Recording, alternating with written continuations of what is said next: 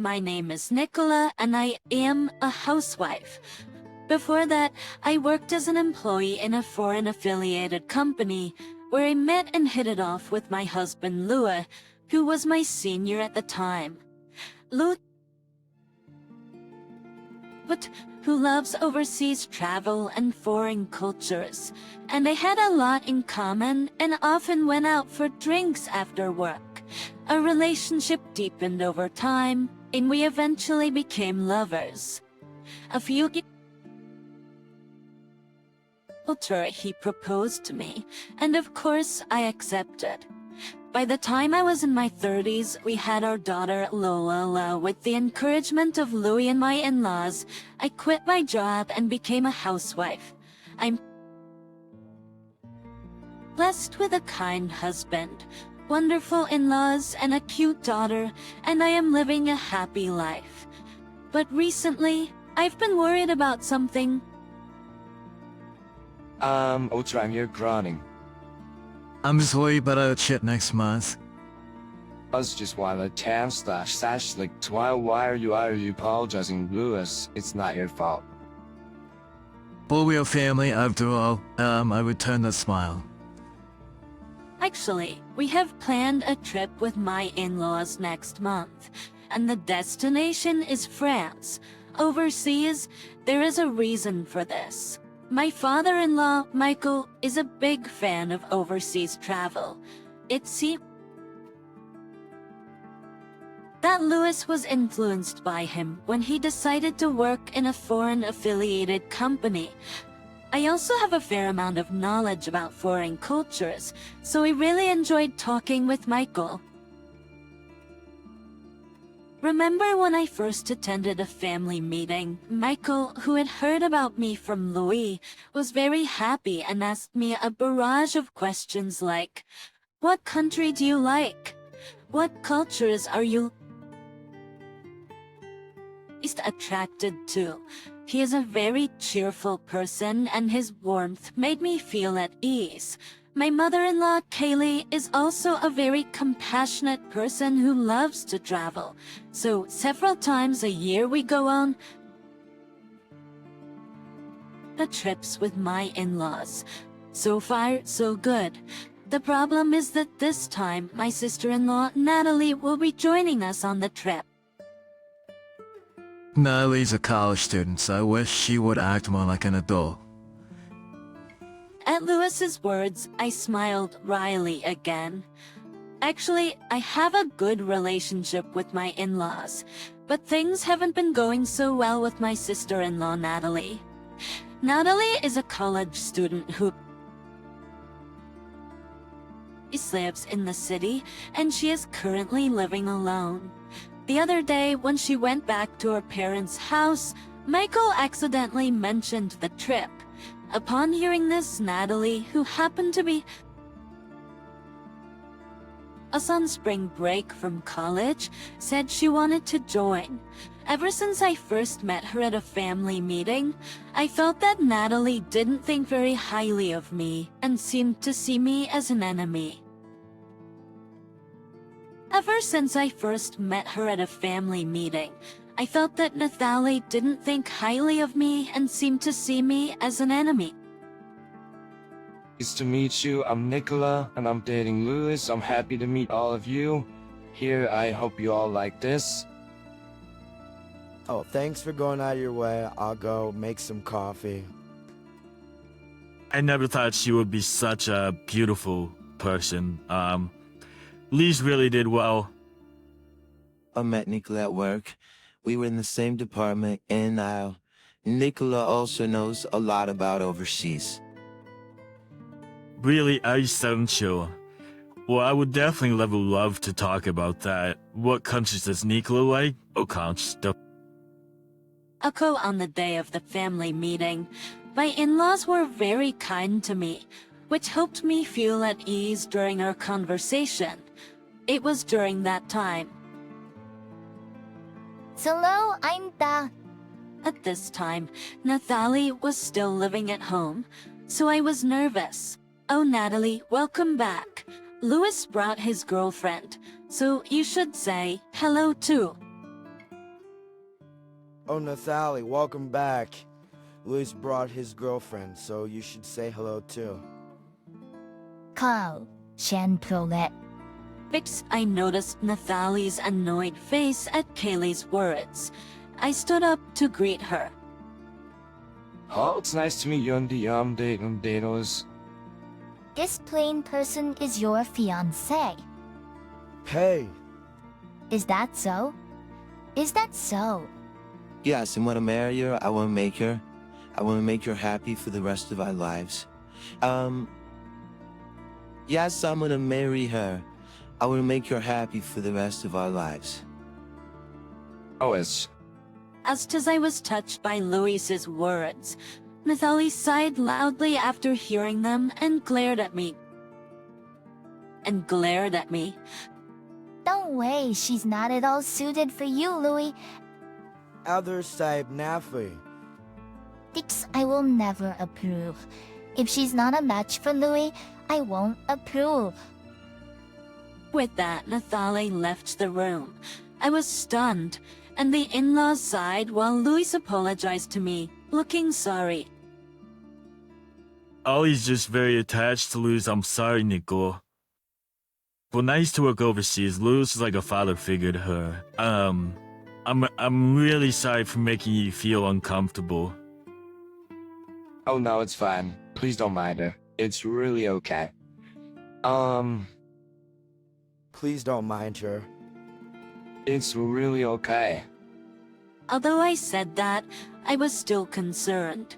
If we were going to be family, I wanted to get along as best as we could. At that time, I was trying my best to get along with Nathalie, but reality was not so sweet. When going to the in-laws' house, I brought sweets from a shop that Nathalie liked and tried to start a conversation about France, since she was good at French, but she looked displeased and always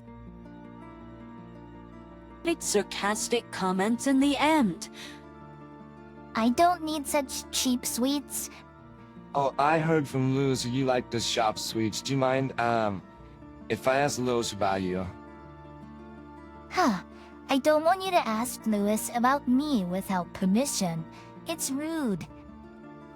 Nathalie majors in foreign languages, right? You like traveling overseas like Michael and others?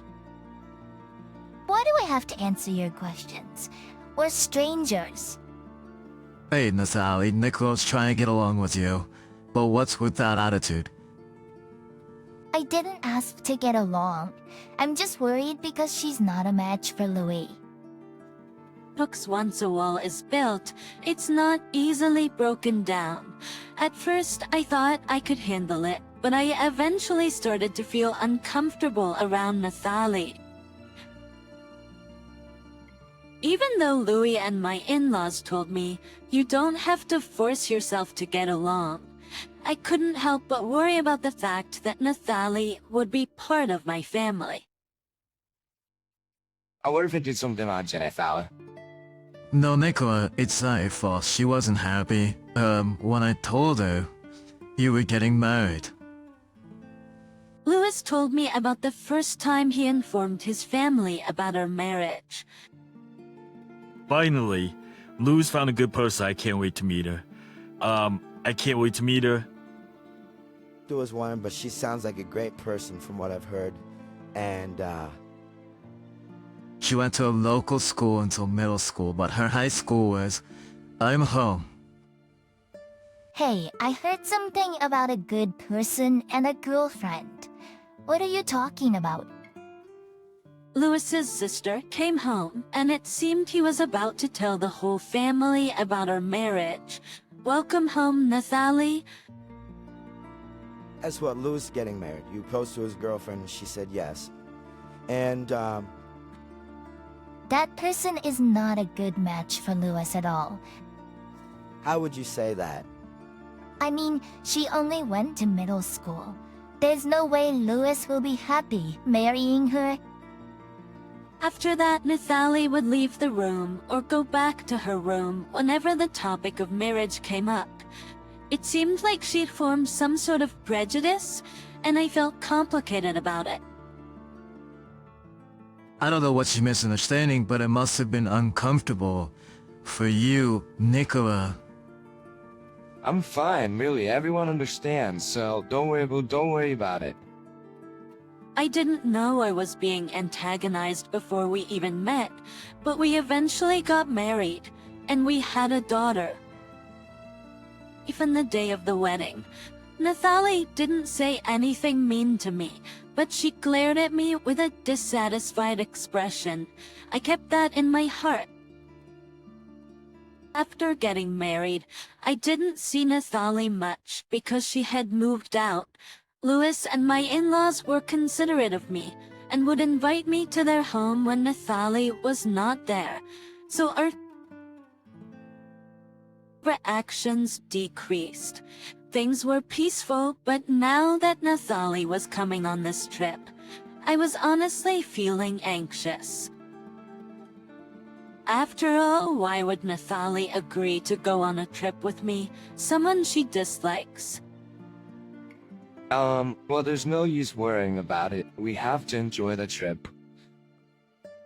You're right, don't worry, Nicola. I'll step in if Nathalie says anything. Just tell me anything happens, okay? And then the day of the trip arrived. We prepared and headed to the airport to meet up. It had been a while since our last overseas trip. Despite the concerns, both Louis and I love traveling abroad, and we're looking forward to it. Mommy, I'm excited for the trip. Yes, we are. Make sure you greet Grandma and Grandpa properly, okay? Hi, Ga. Louis. Kaylee was waving at us from a distance. We noticed and joined her. Please take care of me during the trip. I'm counting on you, Nicola. Don't worry, I've researched recommend places in France, so leave the guiding to me. That's reassuring. Okay, let's go then. We proceeded to the boarding gate and boarded the plane. Once the plane stabilized after takeoff, I headed to the restroom. After finishing up, I opened the door to find Nathalie standing there. Startled, I almost let out a strange sound, but managed to compose myself and put on a smile. Feeling awkward, I tried to quickly return to my seat, but Nathalie began speaking with a smile. You're trying to suck up to our mom and pretend to be a good wife. Feeling so pampered, aren't you? You can't even speak French, and you laugh when someone recommends something. Do you think you can guide us with no education? Well, now that I'm here, I'll prove that you're completely not suitable for Louis. You better practice your pathetic French while you can. I wonder if you'll enjoy your time abroad with that. With her blatant hostility, I frowned. This was supposed to be a fun trip, but it was already half ruined because of her.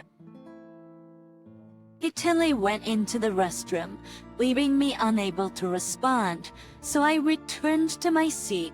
Her enigmatic words worried me, but I decided there was no point in dwelling on it any longer and spent the rest of the flight in contemplation. And landing at the French airport, I would come to understand the meaning behind Nathalie's words. We retrieved our luggage and headed to the counter to complete the necessary procedures, waiting in line. The sound of French conversations around me somehow reminded me of my student days, and I started to enjoy myself. I'll handle this. Yes, I've recently passed DELF B2, so leave it to me. I want to immerse myself in French. Yes, I recently passed DELF B2, so leave it to me. I want to immerse myself in French. Nathalie gave me a mocking glance and confidently began speaking to the staff. Starting with greetings, she explained our purpose for the tour. There were times she was asked to repeat herself due to her pronunciation, but having passed DELF B2 and studied foreign languages at university, her French was quite impressive. Ellie, you're showing off. What's wrong with that? I'm getting the message across, and doing that well at university is promising. Yeah, I guess Dad now has some influence. I was watching them with a warm feeling, but that was about to shatter in an instant. At one point, Nathalie told the staff, Nicola will also provide some information. I was puzzled, wondering what she meant when Nathalie looked at me with a sarcastic smile. The staff wants to know our personal information for the tour. I don't care about yours, so could you please tell them yourself? Oh, and I've already informed them about our moms and Louis. Out, Yarana. Ethely, mind your words. It's fine, Keely. It's fine, Keely. Though her words were thorny and made me uncomfortable, I didn't want to cause trouble for the staff, so I held back. Seeing that I didn't talk back, Nathalie continued with a triumphant look. Oh, said of course you'll have to do it in French. She approached me, whispering in my ear, I want to hear Nicholas's French. A dropout with no education. Well, you probably can't even speak properly. What? I didn't understand what Natalie was talking about. Where did this story about dropping out come from? Moreover, does she not know how to have a conversation with people? Even I was annoyed by Sally's behavior so far. She seems to think I can't speak French or anything, and she seems to be looking forward to me being embarrassed here now. Well then, let's give her what she wants and let her hear some French. I thought to myself and stepped forward. Then I started talking to the staff. Of course, it was all in French. I listened to their questions and answered them fluently. It's been a while since I've spoken French, so I was worried about my pronunciation and stuff, but they understood me surprisingly well, so I was relieved. I continued the conversation. Of course, Nathalie's eyes widened and she froze when she heard that. After I finished talking, the staff said, "Are you American? You're really good at French." I was happy to hear that. Nicola is really good at speaking. I'm jealous. The pronunciation is beautiful and the staff were surprised too. Alois, you can speak too. It's been a while, but I'm glad Viset went through. It kind of made me feel nostalgic. Wow, your responses are amazing. There aren't many people who can speak like that. Trip, I'm really relying on you. Oh, this trip, I'm really relying on you. Don't say that. That's too much praise. Louis and my in-laws praised me a lot, and I was also embarrassed. But at the same time, Natalie yelled, "What the heck? Why can you talk so much?" As for me, I was bothered by her aggressive behavior and decided to get to the main point. Why do you think I dropped out, huh? Duh. Louis exclaimed in surprise at my words. Natalie's source of information was completely unknown. Louis and them were talking, that this woman dropped out. I don't remember talking about that. That's a lie. I heard it. She only went to school until middle school. That's why she's a dropout loser. Tough break, huh? Duh. Everyone looked puzzled at her words. There's like, and night after a while, Michael continued. If we are misunderstanding, are you talking about going to school up to middle school? At that time, Lois and I were indeed talking about Nicola, but it didn't mean that Nicola dropped out. It meant that she went overseas for high school. Son, First of all, you're misunderstanding. Nicolo's always been studying overseas. Right, Nicolo? Yes, I was overseas until college. It seems that Natalie misunderstood from Michael and the others' conversation that I was an uneducated person. When I graduated from middle school, I went to a high school overseas. In fact, my grandfather was working overseas at the time, and I became interested in going overseas myself. At that time, my grandfather was doing business in France, and I lived with my grandfather while attending high school. I continued to enjoy my time exploring foreign cultures and decided to attend college abroad. After various experiences, I wanted to bring what I had learned back to the US, so I returned home and managed to land a job at a foreign-owned company in the US. Of course, Louis and my in-laws knew about this. I told Louis when we started dating, and I shared my background with my in-laws during a family meeting. They said with a smile that it was great. He's had such good experiences. This topic often came up at my in-laws, which is how Natalie got the wrong idea.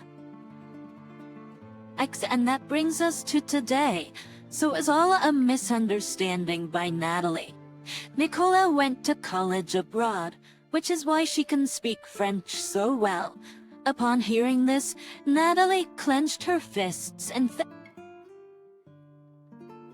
trembled with anger. She looked up and glared at me. It seemed like she was very upset about what had happened earlier. I didn't know that. I wanted to see you embarrassed because you couldn't speak the language. Adelaide didn't know this because she simply didn't like me and didn't want anything to do with me. She didn't think well of me from our first meeting, so we never had the opportunity to talk. But Troy, it was evident at my in-laws, where Natalie seemed to dislike any mention of me, so my in-laws and Lewis avoided bringing me up in conversation. Do enough, just stop it. I'm sorry. I didn't mean to. I did it for Louis. Might see from me that I should do that. If you ever muck Nicole again, I will cut ties with you, Natalie. So I'm a layout for...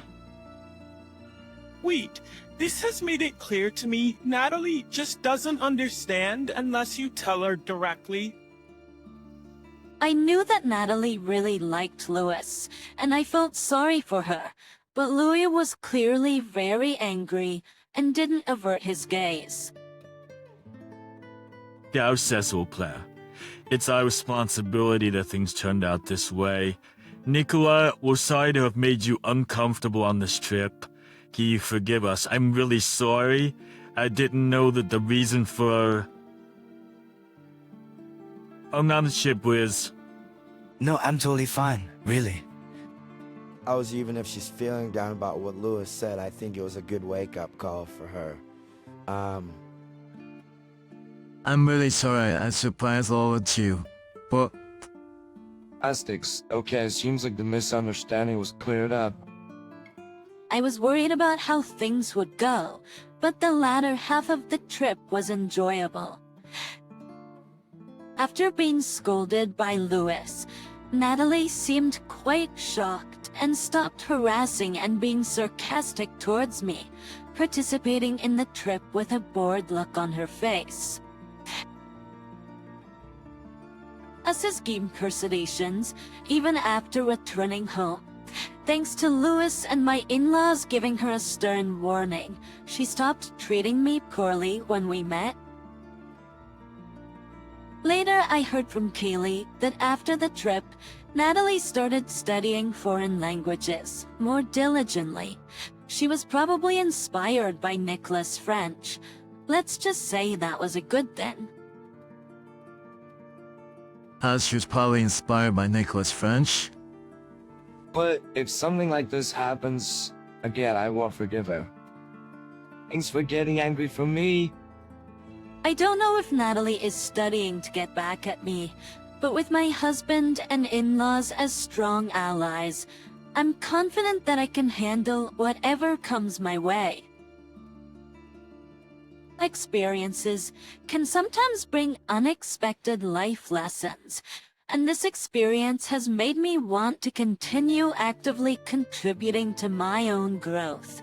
I want to cherish the people around me and live treasuring every experience. Christopher, you're a disgrace to this family. Leave, you're not wanted here. Those harsh words came from my dad at my brother Alex's wedding, in front of a room full of people, and Alex didn't stand up for me. I was about to leave, boiling with anger, when Please help us! We need you! a wedding staff member came asking for help in a moment of crisis. This turned out to be the moment when my dad finally realized who I really was and got quite a surprise. Dad finally realized who I really was and got quite a surprise. My only solace was my mom. She continued to treat me the same way as always. Yeah, I'm fine. I'll find my own path, I thought, and so right after high school, I left home without saying a word to Dad or Alex. I only left a note for my mom. I was desperate to leave, so I found a job where I could also live in. Luckily, I found a job opening at a hotel. I applied right away and got the job.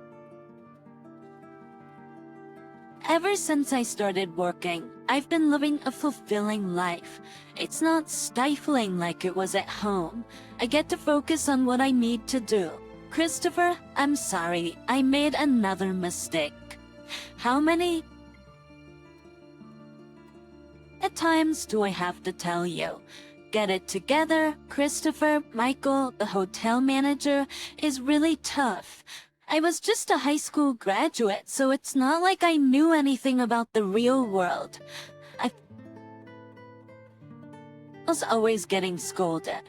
Still, I worked hard every day, but it was a different kind of tough from Dad. Michael actually praised me when I did well, which motivated me to do better. Something memorable happened at the start of the new year.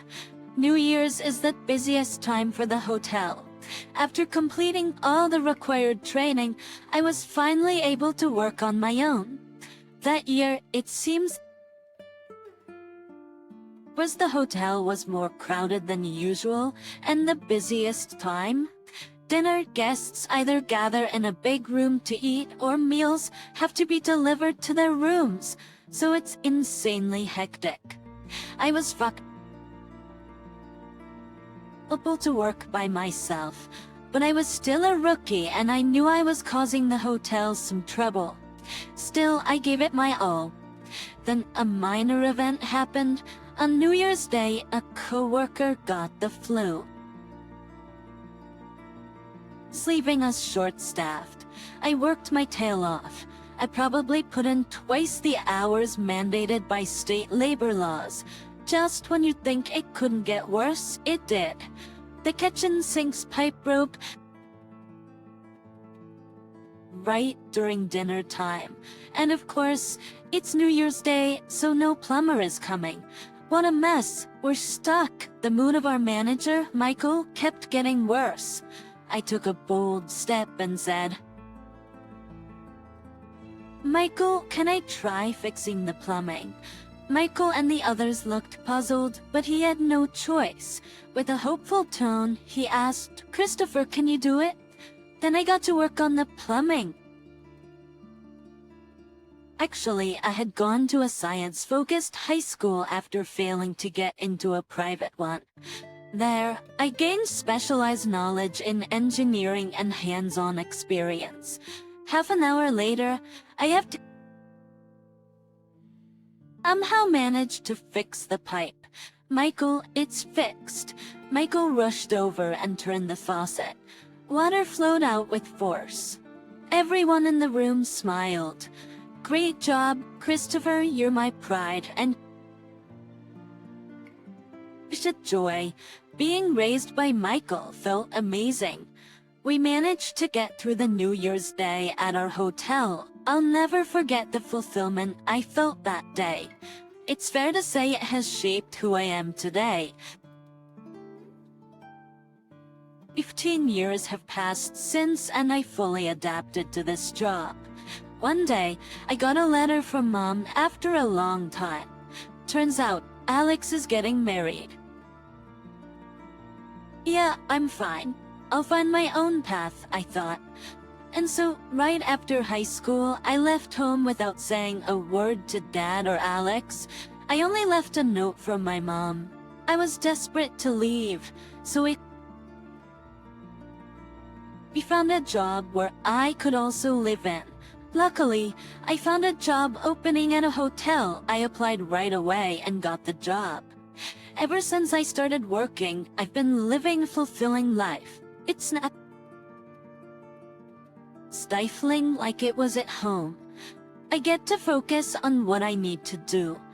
Christopher, I'm sorry. I made another mistake. How many times do I have to tell you? Get it together, Christopher. Michael, the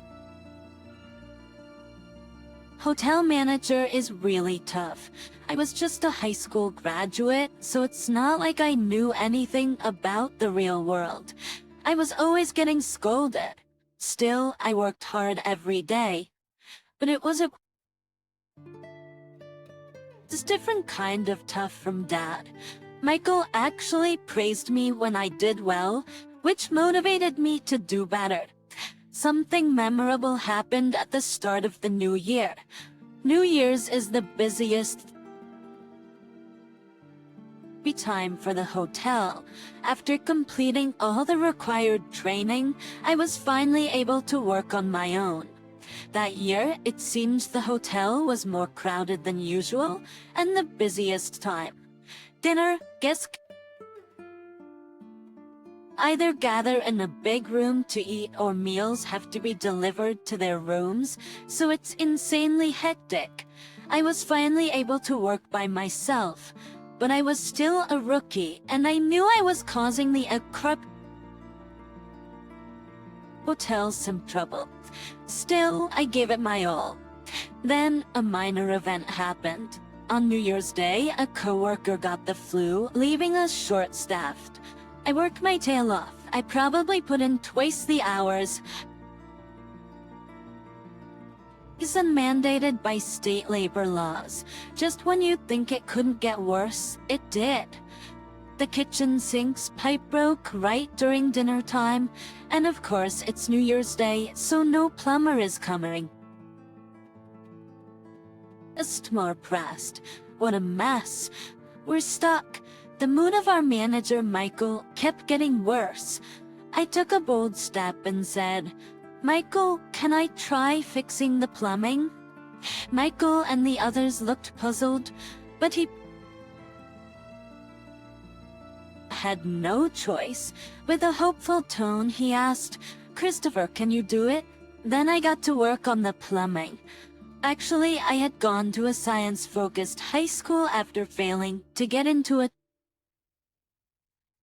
the private one. There, I gained specialized knowledge in engineering and hands-on experience.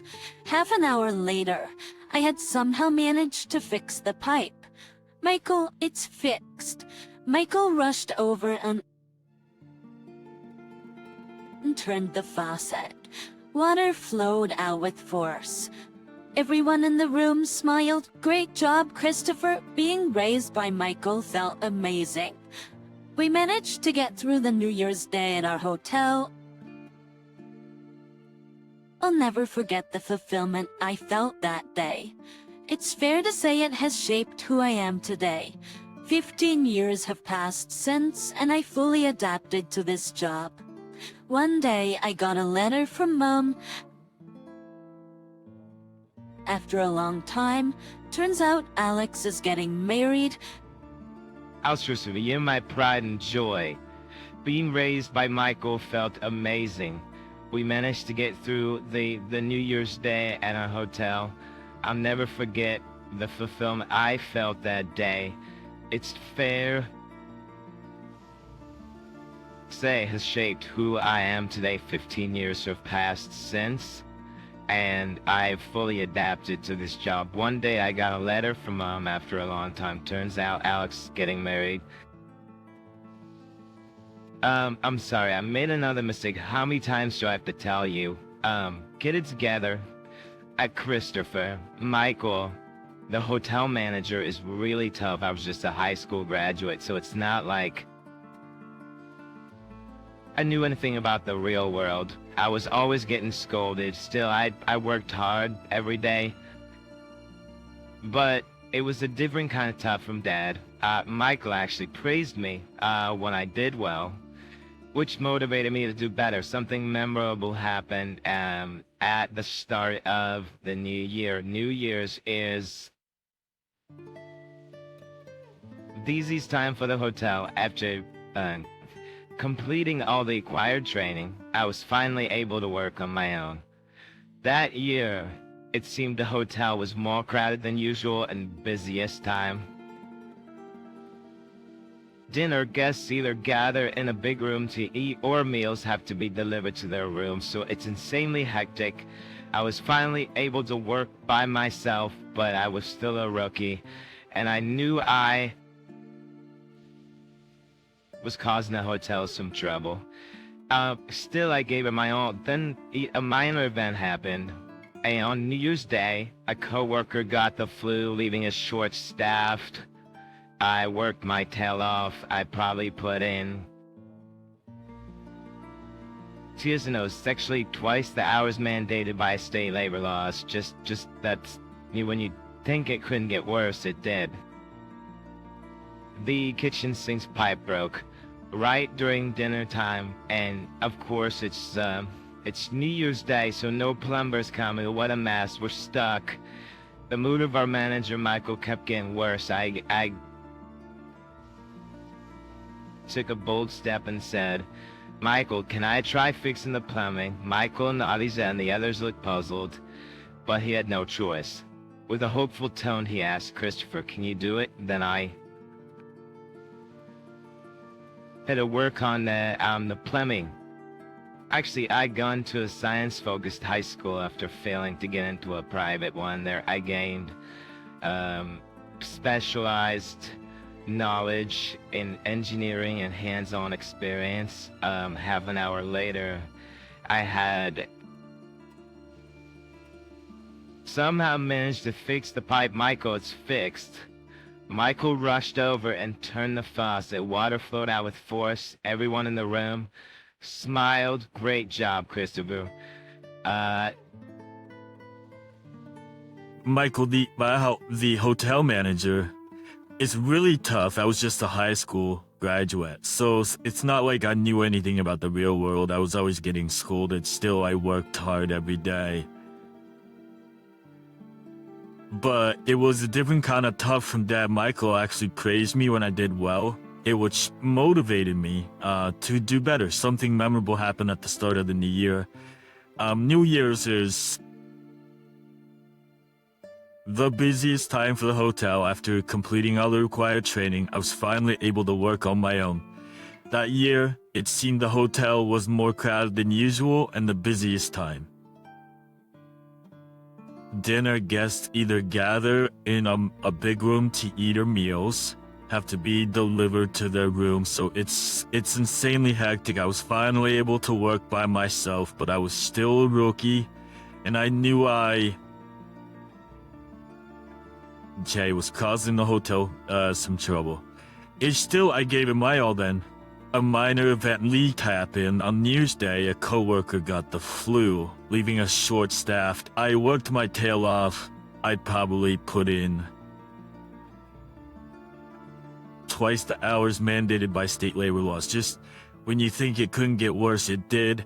Umber's coming with a mess was stuck. The mood of our manager, Michael, kept getting worse. I took a bold step and said, Michael, can I try fixing the plumbing? Michael and the others looked, puzzled, but he had no choice. With a hopeful tone, he asked, Christopher, can you do it? Then I gotta work on the plumbing. Actually, I had gone to a science-focused high school after failing to get into a private one. There I gained specialized knowledge in engineering and hands-on experience. Half an hour later, I had somehow managed to fix the pipe. Michael, it's fixed. Michael rushed over and turned the faucet. Water flowed out with force. Everyone in the room smiled. Great job. Christopher, you're my pride and joy. Being raised by Michael felt amazing. We managed to get through the New Year's Day at our hotel. I'll never forget. I'll never forget the fulfillment I felt that day. It's fair to say it has shaped who I am today. 15 years have passed since, and I fully adapted to this job. One day, I got a letter from Mom after a long time. Turns out Alex is getting married. And get it begun. Michael, the hotel manager, is really tough. I was just a high school graduate, so it's not like I knew anything about the real world. I was always getting scolded. Still, I worked hard every day. But it was a different kind of talk from Dad. Michael actually praised me when I did well, which motivated me to do better. Something memorable happened at the start of the new year. New Year's is the busiest time for the hotel. After completing all the required training, I was finally able to work on my own. That year, it seemed the hotel was more crowded than usual and the busiest time. Dinner guests either gather in a big room to eat, or meals have to be delivered to their rooms, so it's insanely hectic. I was finally able to work by myself, but I was still a rookie, and I knew I was causing the hotel some trouble. Still, I gave it my all. Then a minor event happened. On New Year's Day, a coworker got the flu, leaving us short-staffed. I worked my tail off. I probably put in tears and twice the hours mandated by state labor laws. Just when you'd think it couldn't get worse, it did. The kitchen sink's pipe broke right during dinner time, and of course it's New Year's Day, so plumber's coming. What a mess. We're stuck.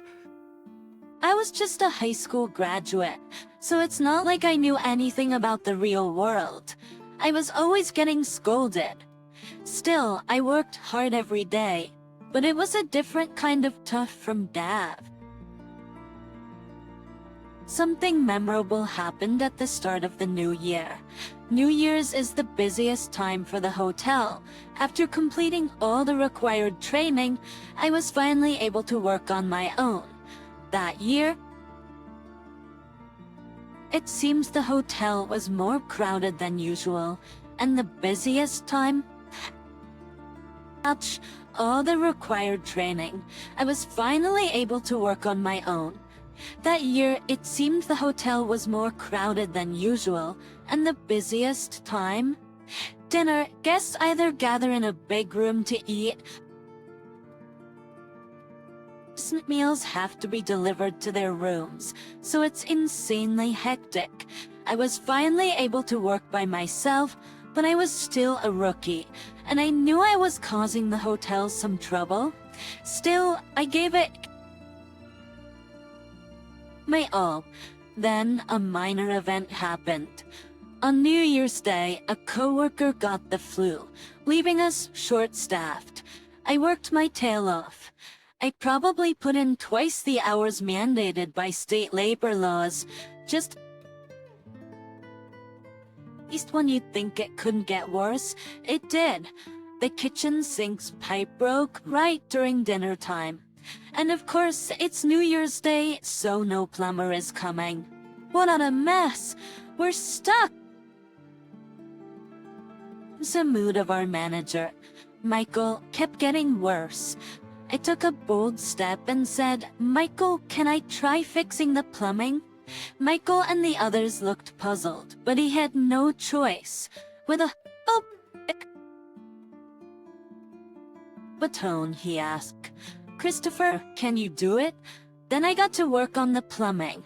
Actually, I had gone to a science-focused high school after failing to get into a private one. There, I gained specialized knowledge in engineering and hands-on experience. Half an hour later, I had somehow managed to fix the pipe. "Michael, it's fixed." Michael rushed over and turned the faucet. Water flowed out with force. Everyone in the room smiled. "Great job, Christopher, you're my pride and joy." Being raised by Michael felt amazing. We managed to get through the New Year's Day at our hotel. I'll never forget the fulfillment I felt that day. It's fair to say it has shaped who I am today. 15 years have passed since, and I fully adapted to this job. One day, I got a letter from Mom after a long time. Turns out, Alex is getting married. He's a high school graduate, so it's not like I knew anything about the real world. I was always getting scolded. Still, I worked hard every day. But it was a different kind of tough from Dad. Michael actually praised me when I did well, which motivated me to do better. Something memorable happened at the start of the new year. New Year's is the busiest time for the hotel. After completing, I'll never forget the fulfillment I felt that day. It's fair to say it has shaped who I am today. 15 years have passed since, and I fully adapted to this job. One day, I got a letter from Mom after a long time. Turns out Alex is getting married. I keep in touch with Mom a few times a year, but haven't been in contact with Dad or Alex. A letter asked for me to attend Alex's wedding. Why should I go? That was the feeling bubbling up inside me. So I wrote back to Mom, "I can't attend." Yet a letter from Mom came right back, begging me to somehow make it. I reluctantly agreed to go. The location was a top-notch luxury hotel. Alex's bride is a young woman from a prestigious company, and the guest list outnumbers those at my work's New Year's celebration. It's quite lavish. We thought it was Alex and Dad's style. The meeting with Alex's bride was probably arranged at a party by Dad, or was some kind of political marriage. On the day, I wore a suit I've had for a few years and headed to the venue. I gave my name at the reception and was guided to the waiting room. There were already quite a few people, all looking like high society folks. Must be Alex's bride, the woman with long, beautiful hair in the back. Is with no one to talk to. I was people watching when I locked eyes with two men. I recognized their faces, both looking unhappy. Two men, Dad and Alex, walked up to me. Why are you here? Listen, I heard Dad's deep voice. It's been years since I've heard his voice. Is it so wrong to celebrate Alex's wedding? Oh, by the way, congrats, Alex. Is it so wrong to celebrate Alex's wedding? Oh, by the way, congrats, Alex. But He said that, and Alex made a conflicted face. He probably can't openly appreciate my congratulations in front of Dad. What have you been up to all these years? No doubt some worthless job. Christopher, you shouldn't be here. As Dad said this, Mom rushed over to us. Come on, Christopher is here to celebrate. No need to be so harsh. Mom was desperate to persuade Dad, but her voice was drowned out by Dad's. Enough, Mom. Christopher, let me make this clear. You're a disgrace. I don't want you ruining Alex's celebration. Get out. Even I felt a surge of anger. I didn't want to come to Alex's wedding in the first place, and yet I get treated like this. That's why I didn't want to come. fine, I'm leaving. Okay, Mom. This is why I didn't want to be here, to see this terrible Dad. So... Hitchens. I said that and turned back to exit the waiting room. I picked up my belongings and was about to step outside when I heard someone call out and turned around. Please wait! A wedding staff member from the hotel was rushing over. What's up? It seems we had an unexpected guest for today's wedding. We're short on seats and food. Everyone in the waiting room looks worried, including Emily, the planner, and the parents-in-law staff. I see. Is that what's going on? Emily can't handle it alone and they're asking for my help. But what does this have to do with me? Reflect on your past actions. Serves them right. Such all my grievances against Dad and Alex are bubbling up. I remember times when Alex and I used to play together. Alex always made time to play with me during study breaks. If I just walked away, I'll be no different from Dad. I turned back to the wedding staff and asked, "Can you take me to Emily?" The staff member's face relaxed and quickly followed them back into the waiting room. Had her turned to the very place I was kicked out of. In the center of the room, Emily, my dad, and the bride's father all wore worried expressions. I said, Dad, I'm busy right now. We'll talk later. I calmly explained the situation to guests in the waiting room. I turned back to Emily and said, "Relax, Emily, get the seats and everything else ready. I'll take care of the food." The stress faded from Emily's face. I tried to return to the waiting room after taking care of a few things, and Emily rushed off to prepare for the ceremony. I took care of the food and made sure that everyone was served. The ceremony concluded successfully, and the faces of the groom and bride were filled with happiness. After the ceremony, we had a little talk with Alex's family and the bride's family. The topic was gratitude towards me, especially from the bride's family. I was thanked profusely. These moments are why I love my job. Christopher, thank you so much. We had the best day ever. All thanks to you. No worries, wishing you all the happiness in the world. Thank you so much. I look at Dad and Alex. Both of them have complicated expressions. Gom walks over to me. "Christopher, you did wonderfully, thank you." Dad and Alex want to speak to you. I look back at Dad and Alex. Alex apologizes first. "Christopher, you saved us, thank you, and sorry for everything up to now." As long as I get help, Alex, it's all good. Then Dad lowers his head without saying a word. He seemed to have nothing to say. That's fine with me. After all, I never became like Dad.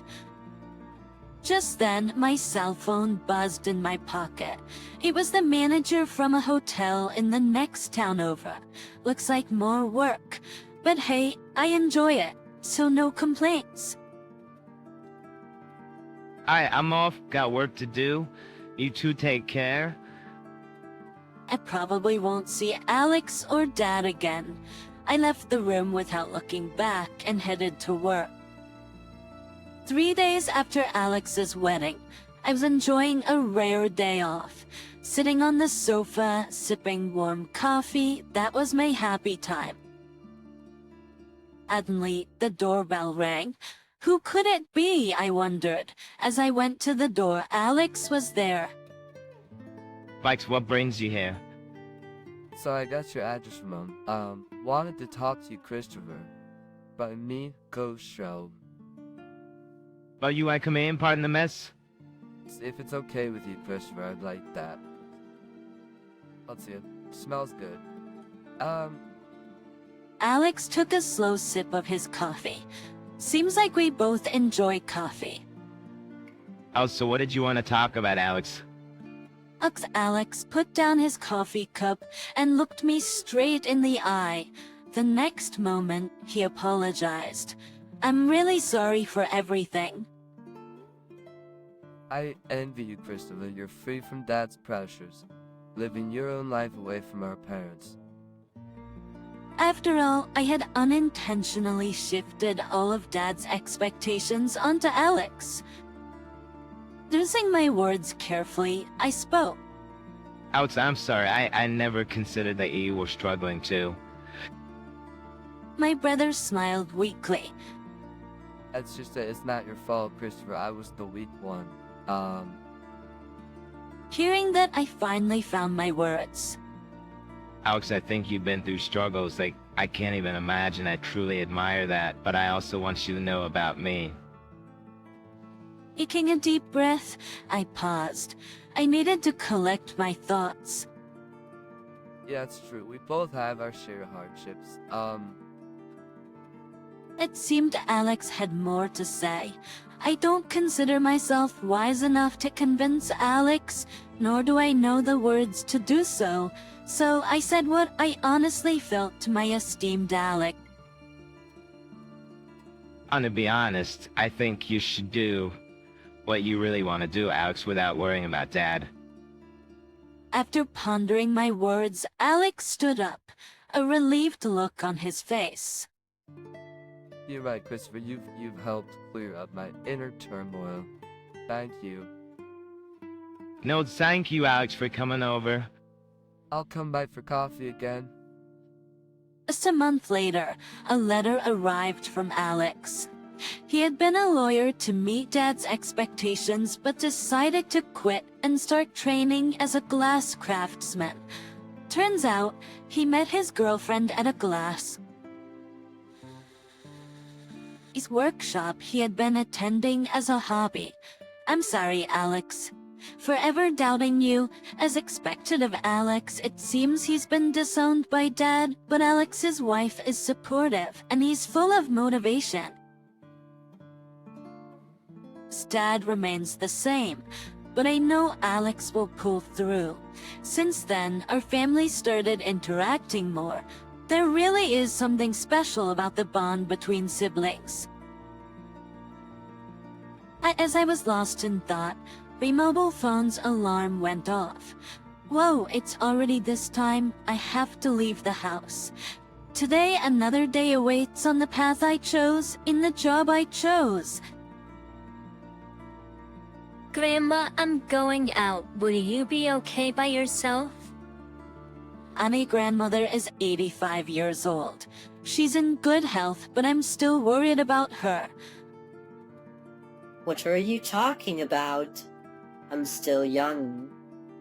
But I heard there have been a lot of door-to-door salesmen around here lately, so if anyone comes, just ignore them. Don't worry, don't worry. Who do you think I am? My grandmother said hi and waved her hand at me. My name is Heather. I am 26 years old and I have an office job. Since I live with my parents, my grandparents, and my older brother, my father and brother also work in an office, and my mom is a housewife. We try to make sure my elderly grandmother is never left alone.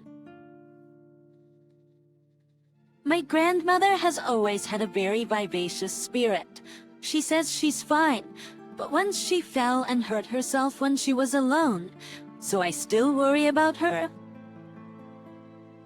Isn't parents my brother and I all take shifts, so someone is usually home.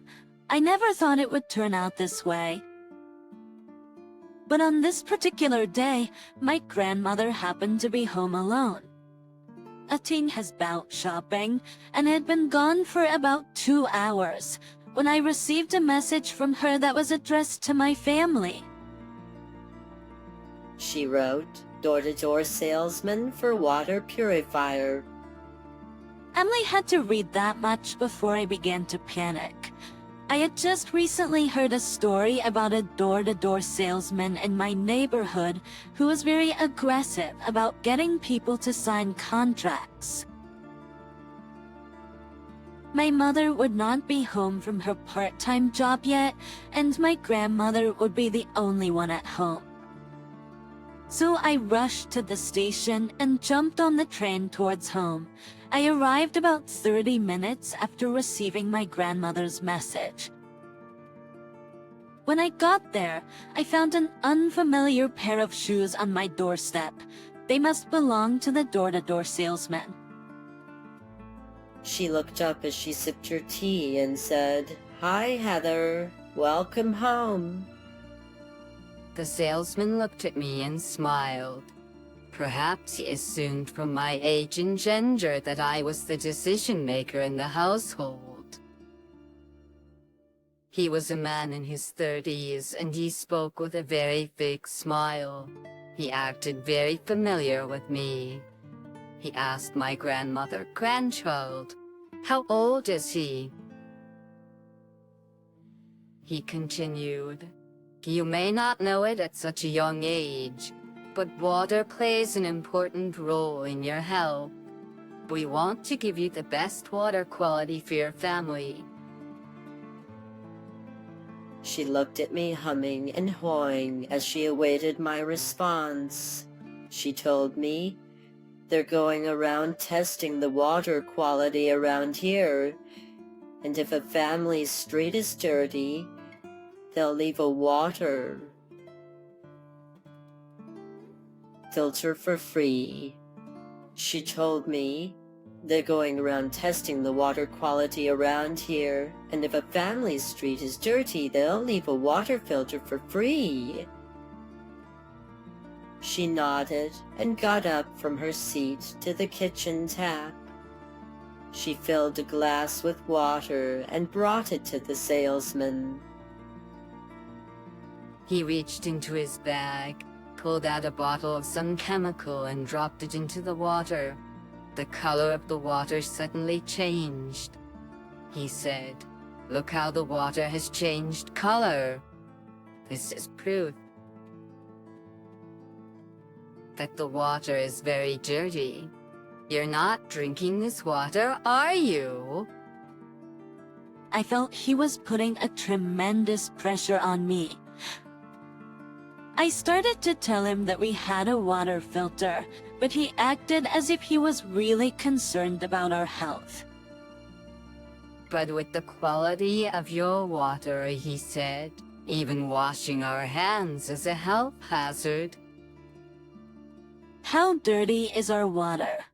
I asked. "How is that possible?" The salesman began to spread out pamphlets on the table and began to describe the free water purifier he was giving away. And when he was finally done, he said, "But we recommend this one. We recommend this top-of-the-line water purifier priced at just $5,999.99, just $5,999. $99. We recommend this top-of-the-line water purifier, priced at $5,999.99. I couldn't help but exclaim. My grandmother also looked surprised. I've been waiting for this for a long time. This top-of-the-line water purifier would remove impurities to the utmost limit, and that it would also be good for beauty and health. Beauty and health. He even told her that her illness would be cured by drinking this water over time. Then my grandmother's eyes changed. She said, "If it's as good as you say, I'll talk to my family about it." Actually, this is a special offer price. If you wait, you will need to pay the full price of $5,999.99. But if you buy now, you can take advantage of this special offer of $5,909.99. He was as hypnotizing as a late-night TV infomercial. I'll take 5, my grandmother exclaimed. It's when my grandmother says something like that, I know she absolutely will not back down. I know she absolutely will not back down. Grandma, you don't really need 5, do you? You can't just decide on something like this. I'm the owner of this place. She looked somewhat stubborn. I'm the owner of this place, so you don't need to talk to anyone about it, she said. Well, let's move on to the contract. The salesman put something that looked like a contract on the table. I need you to write down your name, address, and signature binding the contract. Right then, I forced my way in and said, "What kind of company is this anyway?" The salesman smiled condescendingly at me and said, "I apologize. I haven't introduced myself, have I?" I am the Water Quality Inspector commissioned by the official water department. With that, he pulled out his business card. "I've never heard of this company," I said, but the salesman didn't pay any attention to me. My grandmother continued filling out the contract. Then she stopped. "Excuse me, is this the final contract document? And just to be sure, there is a cooling-off period, right?" There are some other documents, but you can read those later. Also, since you're receiving this very special offer, you won't need a cooling-off period. The sale will be final. "Oh, cooling off period? What?" I exclaimed. "What?" replied the salesman. I was completely taken aback. The cooling off policy is for people who aren't sure they want to buy. The old lady has already shown a firm intention to buy, correct? You can't just go taking back everything. I know you're young, but don't be naive. But that's not true. The cooling off period for door-to-door sales is 8 days. The salesman turned away from me and began telling her that the payment was to be made in one lump sum and all in cash. She got up and left the room. Then the salesman went to the kitchen to begin installing the water purifier. He said he only had that one to install because he didn't have any more in stock today. And when he finished, my grandmother returned. She was carrying a thick paper bag in her hand. I wondered, is that bag full of cash? We never keep cash in the house. I wondered if it was my grandmother's savings or something. Just as she was about to hand the bag to the salesman, the front door opened. It was my mother. The salesman waved as if in a panic and said, "I've been sent by the water department."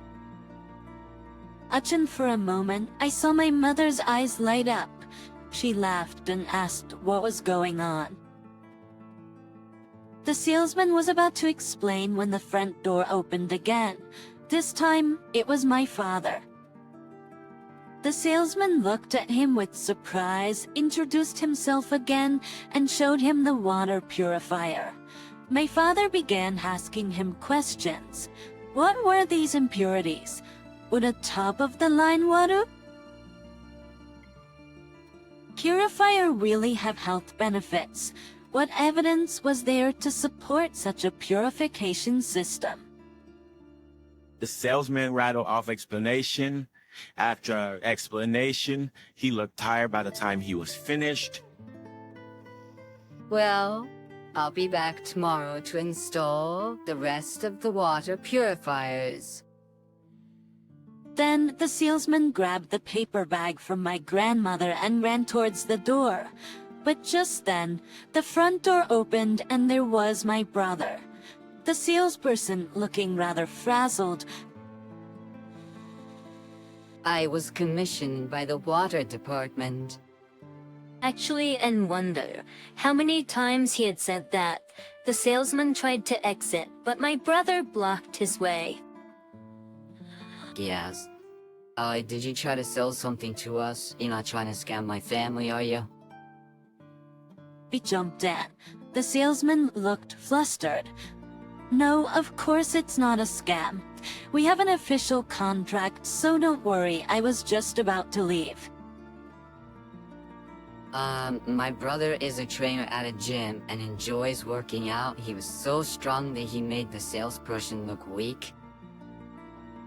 The salesman, perhaps realizing this, smiled and tried to walk away.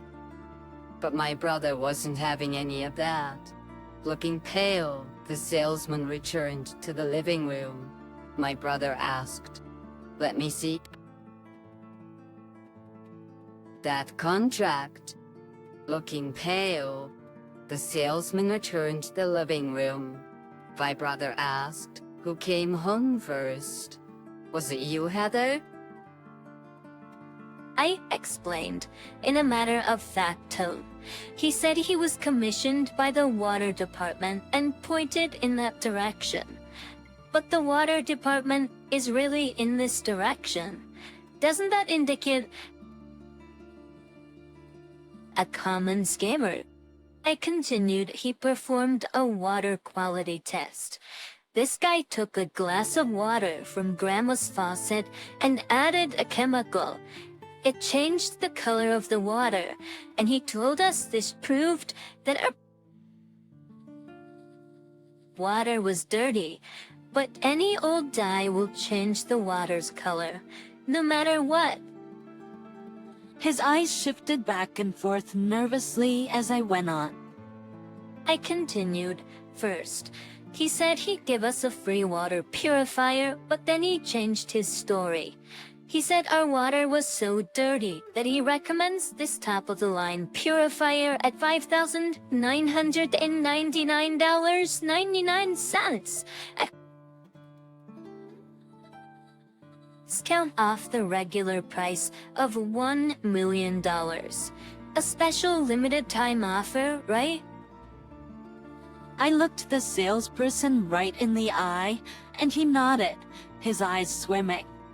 I said, he didn't bother explaining any of the details of the contract. He told us we could read them later. Then, since it's a limited time offer, there would be no cooling off period. The salesperson nodded, blue in the face, looking like he was about to run away. He said that washing the vegetables we eat with our tap water will make us sick, and drinking it would be out of the question. Supposedly, this top-of-the-line water purifier removes impurities to the utmost limit, and there are reports of people being cured of illnesses just by drinking it. But I know the truth.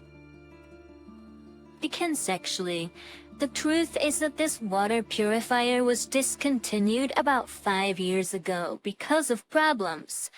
I pointed at the water heater the salesman had installed. Sweating bullets, the salesman retorted. That's not true. But I was confident. It is true. It's a well-known fact in the industry. I would know because I work there. With that, I handed the salesperson my business card. The salesperson saw this and became more and more pale. About pause and print, I said, the sales clerk's face turned so pale that I wondered if people's complexions could change this much. I work for a well-known manufacturer that also sells water servers. I had studied water quality testing in college, so I knew that the salesman's explanation was mostly bullshit. And besides, most of these door-to-door salespeople are predatory. I hear about it all the time in this industry. But this salesman was about to be out of luck. He must have thought he struck gold with my sweet old grandmother all by herself. I bet he never thought he would stumble upon a house with family members in the industry. It so happens that my father is also a successful salesman. That's how he knew what questions to ask a scamming salesman and expose his lies. Then, my mother pulled her phone out and pointed it at the salesman, who was pale and speechless. My mother informed us that she had recorded everything that had happened since she walked in the door. She thought it was a scam as soon as she received my grandma's message, so she came into the house prepared. Finally, my mother said, "You've been tricking elderly neighbors into buying expensive water purifiers, haven't you?" The salesman's voice was faint as he said, "I have a contract with..." I almost wish I had your nerve. You're gutsy, aren't you? My mother interrupted. Besides, but the only person who has been cheated here is you. You said there is no cooling off period, but in fact there is. This is a contract document and it must be written up properly. This doesn't even have the address of your company. This contract is useless. My company trained me well on signing contract documents because there are malicious people in the same business. This contract isn't in the gray area. In fact, it's a complete and total scam. The salesman looked at me with vacant eyes, as if he had lost the energy to argue with me. It's outrageous to make people sign a contract with you without explaining it properly in the contract document. Is your company by any chance the one that sold this discontinued water purifier? I thought they had gone out of business, but have they changed their name? If so, is it your intention to recover your debt by selling this useless water purifier at a high price? I believe that company was a newcomer to the market, and I don't think you are the president, but is it a family business or something? I took a guess at the end, and it seems I got it right. The salesperson with tears in his eyes said that the president of the company was actually his father. The company was small and the family was on the street, so he had no choice but to turn to door-to-door sales. Our family laughed when we heard this. From what I'm suggesting, my brother said, "Ed, you're scammer. Because you've lost your way, well, I'm sure those stairs are inactive. If you were, I'm sure those stairs are inactive. If you were lost on the street, you wouldn't, driving luxury car or business. That car parked on the corner there, that's your car, isn't it?" I was curious because I saw an unfamiliar luxury car parked on the corner as I was coming home. When my brother came home, the front door was open. The salesman must have wanted to make a speedy getaway because I saw him unlock the mysterious car with a remote key. It infuriated me that he was scamming us so that he could drive a luxury car. A friend of my grandmother, a neighbor couple, in the same town were so upset because they had been scammed by a door-to-door salesman. However, since they didn't leave any information or contact, there was nothing she could do except cry herself to sleep. When my grandmother found herself home alone, she got the idea as the salesman approached her door. Perhaps if this was the person who had scammed her neighbors, she wanted to take on that villain. So she vowed, "If a door-to-door salesman comes to my house, I'm going to show him." So when he approached, she sent the message to our family, so we would rush home to help her. The tater recorded by my mother's tact, the water purifier that was said to be of the highest quality, and the appropriate contract documents were enough evidence of fraud. My grandmother called the neighbors and asked them to come over immediately. It's when they saw the salesman's face. They confirmed he was a fraudster, so now they had to ask the police to come. The salesman was taken to the police station because he was caught red-handed in the act of fraud. It's the neighbors who were victims of the scam were successfully reimbursed for their losses. The salesman was arrested for fraud, but I don't know what happened to him after that. By the way, Grandma, you shouldn't be saving your money in a paper bag. What are you talking about? What are you talking about? You gave me a paper bag with the money for the water purifier. How much was in it? Then my grandmother left the room as if she had just remembered and came right back with that paper bag in her hand. She handed it to me and I opened it and laughed. Inside the paper bag was a comic book magazine wrapped in a scarf. When I asked her what she would have done if we had given it to the salesperson and they had found out right away, she said, "I would have told them that I highly recommend this magazine, and just wanted to make an impassioned plea for you to read it. Indeed, this is my grandmother's favorite magazine. She has been reading it for ages." She laughed. But actually, I was convinced then that she was still clever and in good health. Our house was filled with laughter that day. That's running out, not mine. The truth is... How much longer you have? His feelings for me have cooled. How could he say something like that to his wife? I was more than angry and shocked. I was disgusted. What? You're the one who doesn't have long to live. I'm chilled. Hi, my name is Sarah. I believe that aging gracefully is a timeless theme for both men and women. I am now 60 years old, but I still try to dress younger. It's not for my husband. When I look in the people and crows to right mirror and see that my hair, makeup, and clothes look nice, I get excited.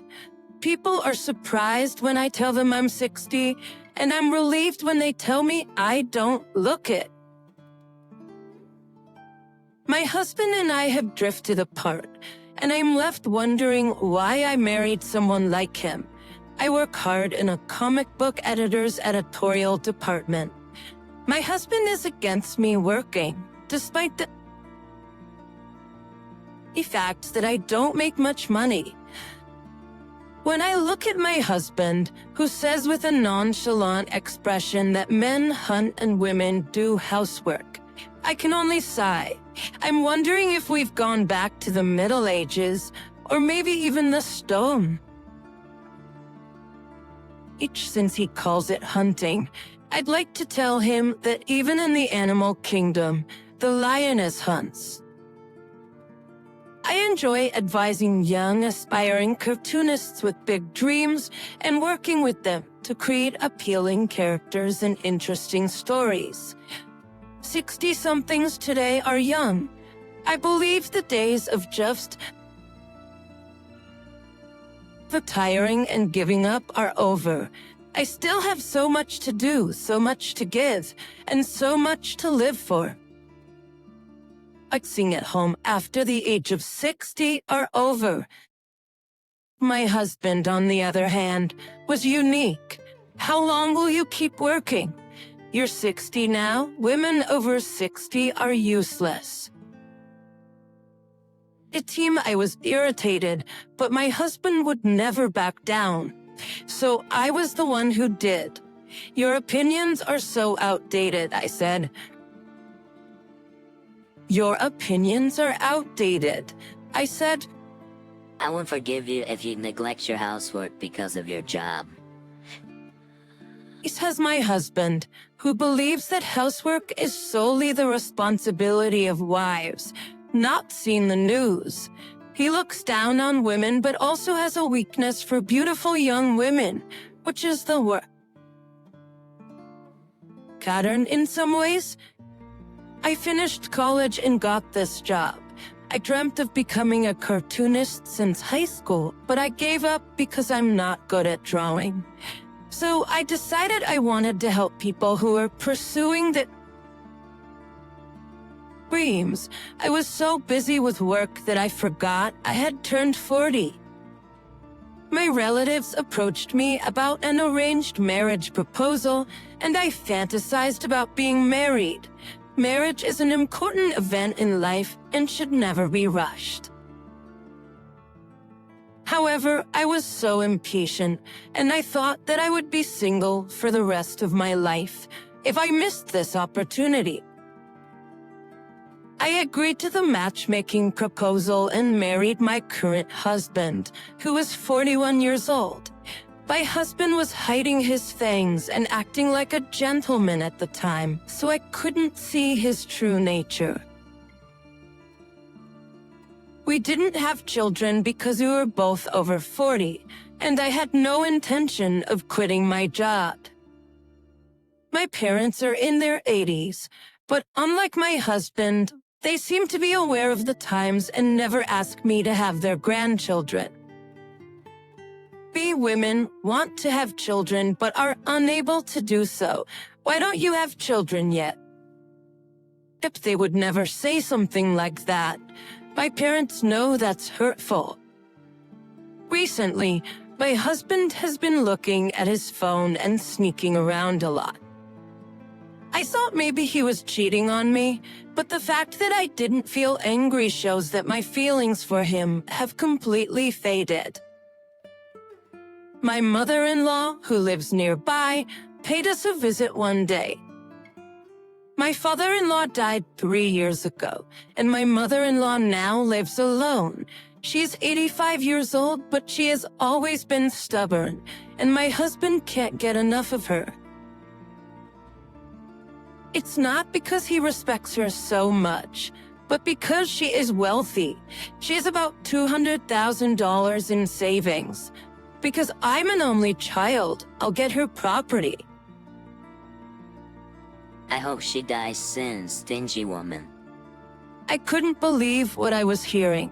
There are some things you cannot say. If I'll be nice to her now, even if it is a lie, it'll be bad for me if she leaves all the money to an institution or something else. Haha. My mother-in-law walked in from the next room. I'm sorry for being so stingy. Done now. With an ogre-like expression on his face, my husband turned pale and took it out on me. Why didn't you tell me she was here first, you idiot? Stop talking. Don't yell at her all the time. You're annoying the neighbors. My husband turned his head down without saying anything because there was no excuse. How long have you and Kevin not been getting along? You can tell, I said, with an awkward smile. Sarah, if you can't take it anymore, you can get a divorce. Having grudges and having so much hatred is no way to live. The agony of having to be with someone you don't want to be with is unbearable. My mother-in-law's generosity warmed my heart. She was so knowledgeable and well-educated that it was difficult to believe they were blood relatives. He took a physical examination at work again this year, but he seems to have failed. I'm curious if his inactivity, combined with his age, has taken its toll on him. He always comes home late, many times drunk. My husband claims to have had a drink with his colleagues at a bar, but I know he goes to a strip club. It's a wife's intuition. Kevin was retested, and I received a call from the hospital one day. I'll tell you in person, there's something I'd like to discuss with your family. But believe... Ended like a scene from a TV show, and I felt a flutter in my chest. I was surprised to hear what the doctor said at the hospital. It's only 6 months to live. When my husband was told he only had 6 months to live, I was a whirlwind of emotions. I was surprised that I wasn't shocked, but almost relieved. I felt guilty for my lack of empathy. I asked myself if a normal wife would be able to hide her disbelief, learning her husband only had 6 months left. When you mean to be prepared whether or not you tell him what's up to, his character, you know him best. What exactly do you mean by character? I asked. It is risky to tell him immediately if he has a negative personality. It may be better to tell him if he has a positive, strong personality. He will understandably become desperate if he learns he only has 6 months to live. He doesn't know, but he should refrain from going to strip clubs and drinking alcohol. You see, I returned home with a gloomy feeling, but I decided that I should still tell him. I told my husband when he got home, "Honey, I have something important to tell you." What is it? Unlikely, I'm busy. I'm also very busy. Aren't you just, is you think yourself busy, quit your job? If you don't like being busy, a man making his wife work is not a good look. It makes me look like I don't earn enough money. I had no idea what he was talking about and was intimidated by his old-fashioned opinion. I didn't understand what he was talking about and was intimidated by his old-fashioned opinion. Today, I went to the hospital. What about the hospital? I want you to brace yourself. Hurry up, I'm busy. I was so enraged that I said it out loud. The doctor told me you only have 6 months to live. My husband kept a straight face for a few seconds before laughing. I rushed to cover my mouth with my hand. Only 6 months to live. Yes, I said, attempting to calm myself. Don't panic, don't be arrogant. Well, I guess I deserved it. Maybe I'm too rough on my body. I was surprised that he was, he knew his actions caused this, so you better cut back on your drinking from now on.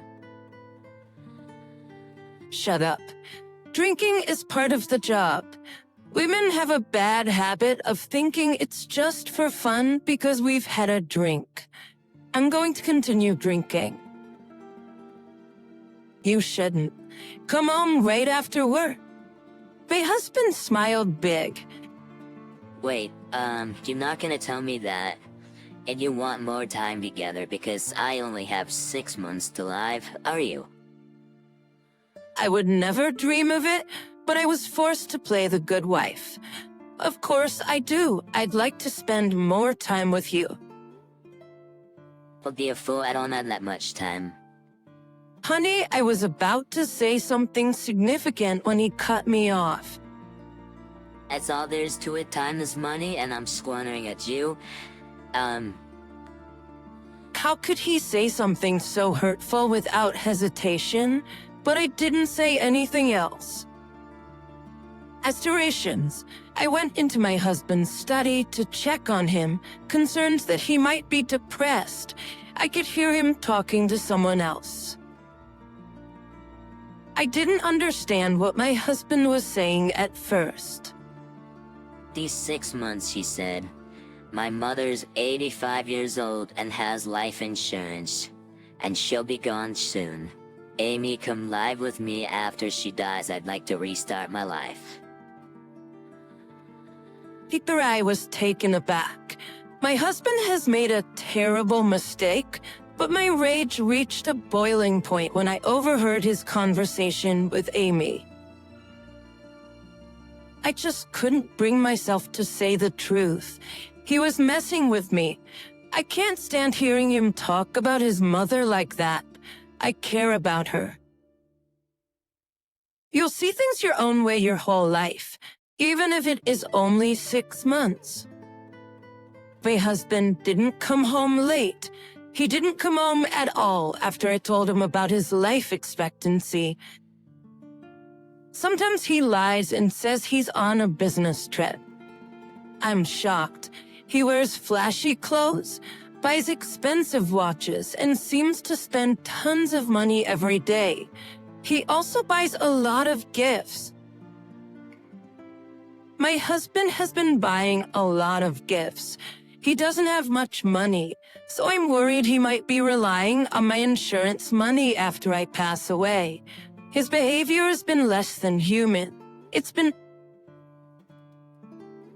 3 months since I was told he only had a few months to live.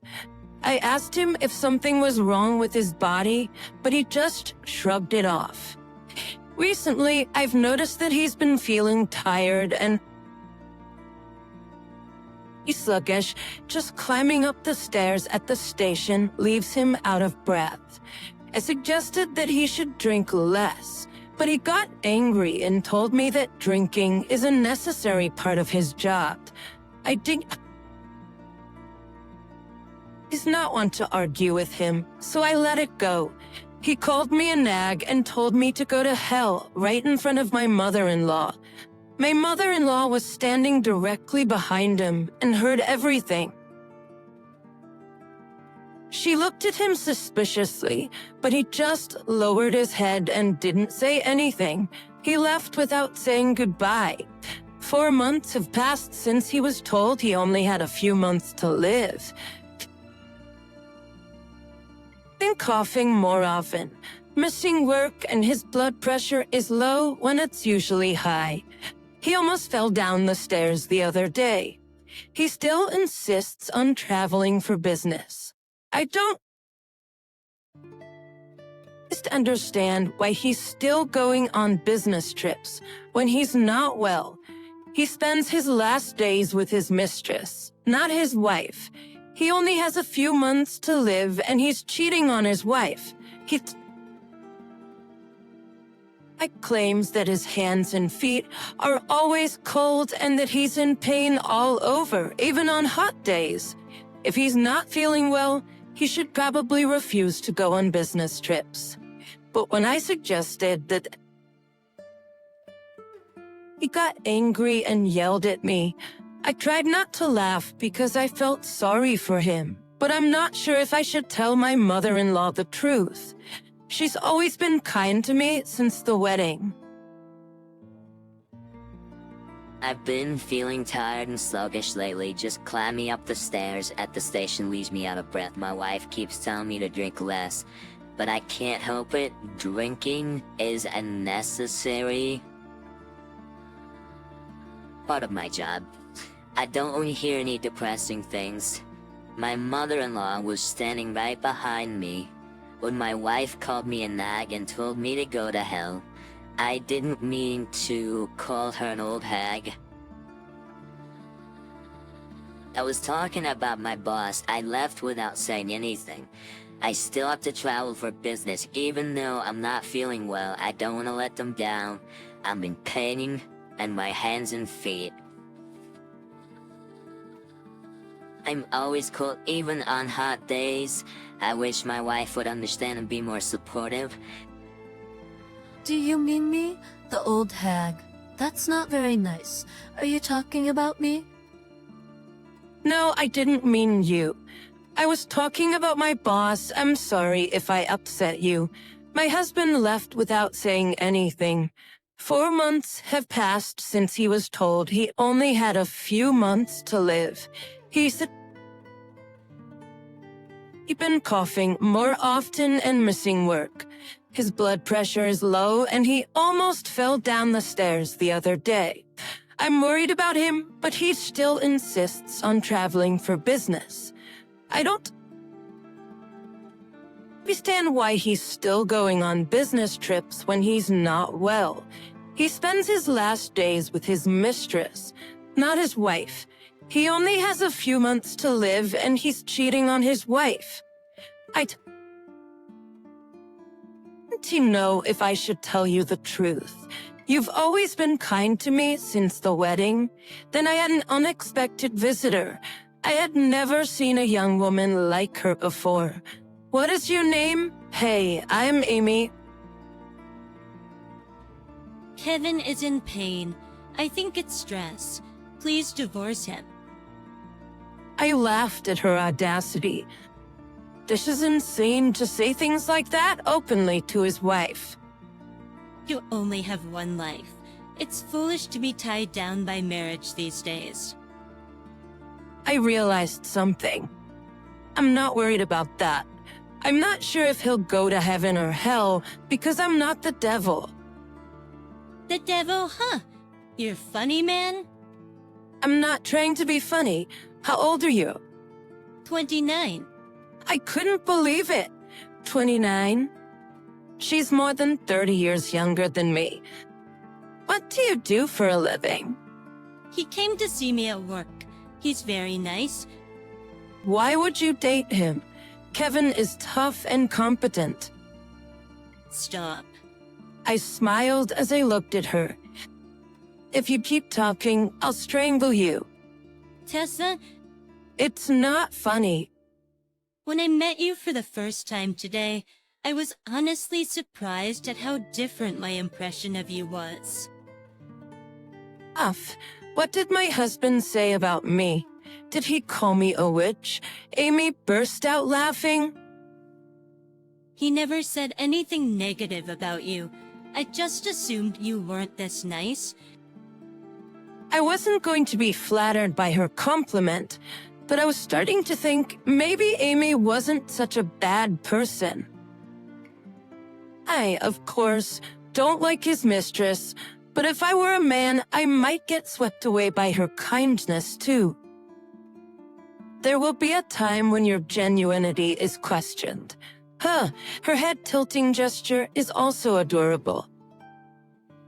Even though I don't feel bad for my husband because he is of the devil, I can't help but feel sorry for this girl. 6 months have passed since I was told he only had a few months to live. And for pine intensely, Missy Tootie has a pale complexion, took another day off today. But when he saw my cheerful face when he came home from work, he sneered. How long do you think you live? I wondered how he could say this to his wife, no matter how much his feelings for her have cooled. I remained calm and kept my composure. You and the old lady are relentless. Say what you want about me, but don't talk about your mother.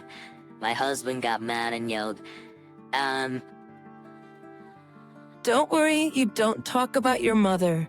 My husband got mad and yelled, don't worry, you don't have much time left on Earth anyway. So, before you die, let me tell you what I really think. I believe marrying you was the worst mistake of my life. Words he should have never said. And my husband had finally gone too far. Is that a will? I asked, fuming. Oh well. But you didn't make some strange will, did you? He made a will, of which then... Any total 6 months since I was told what the life expectancy was. What are you even talking about? Have you finally gone? And say I'd furious and complete shocked.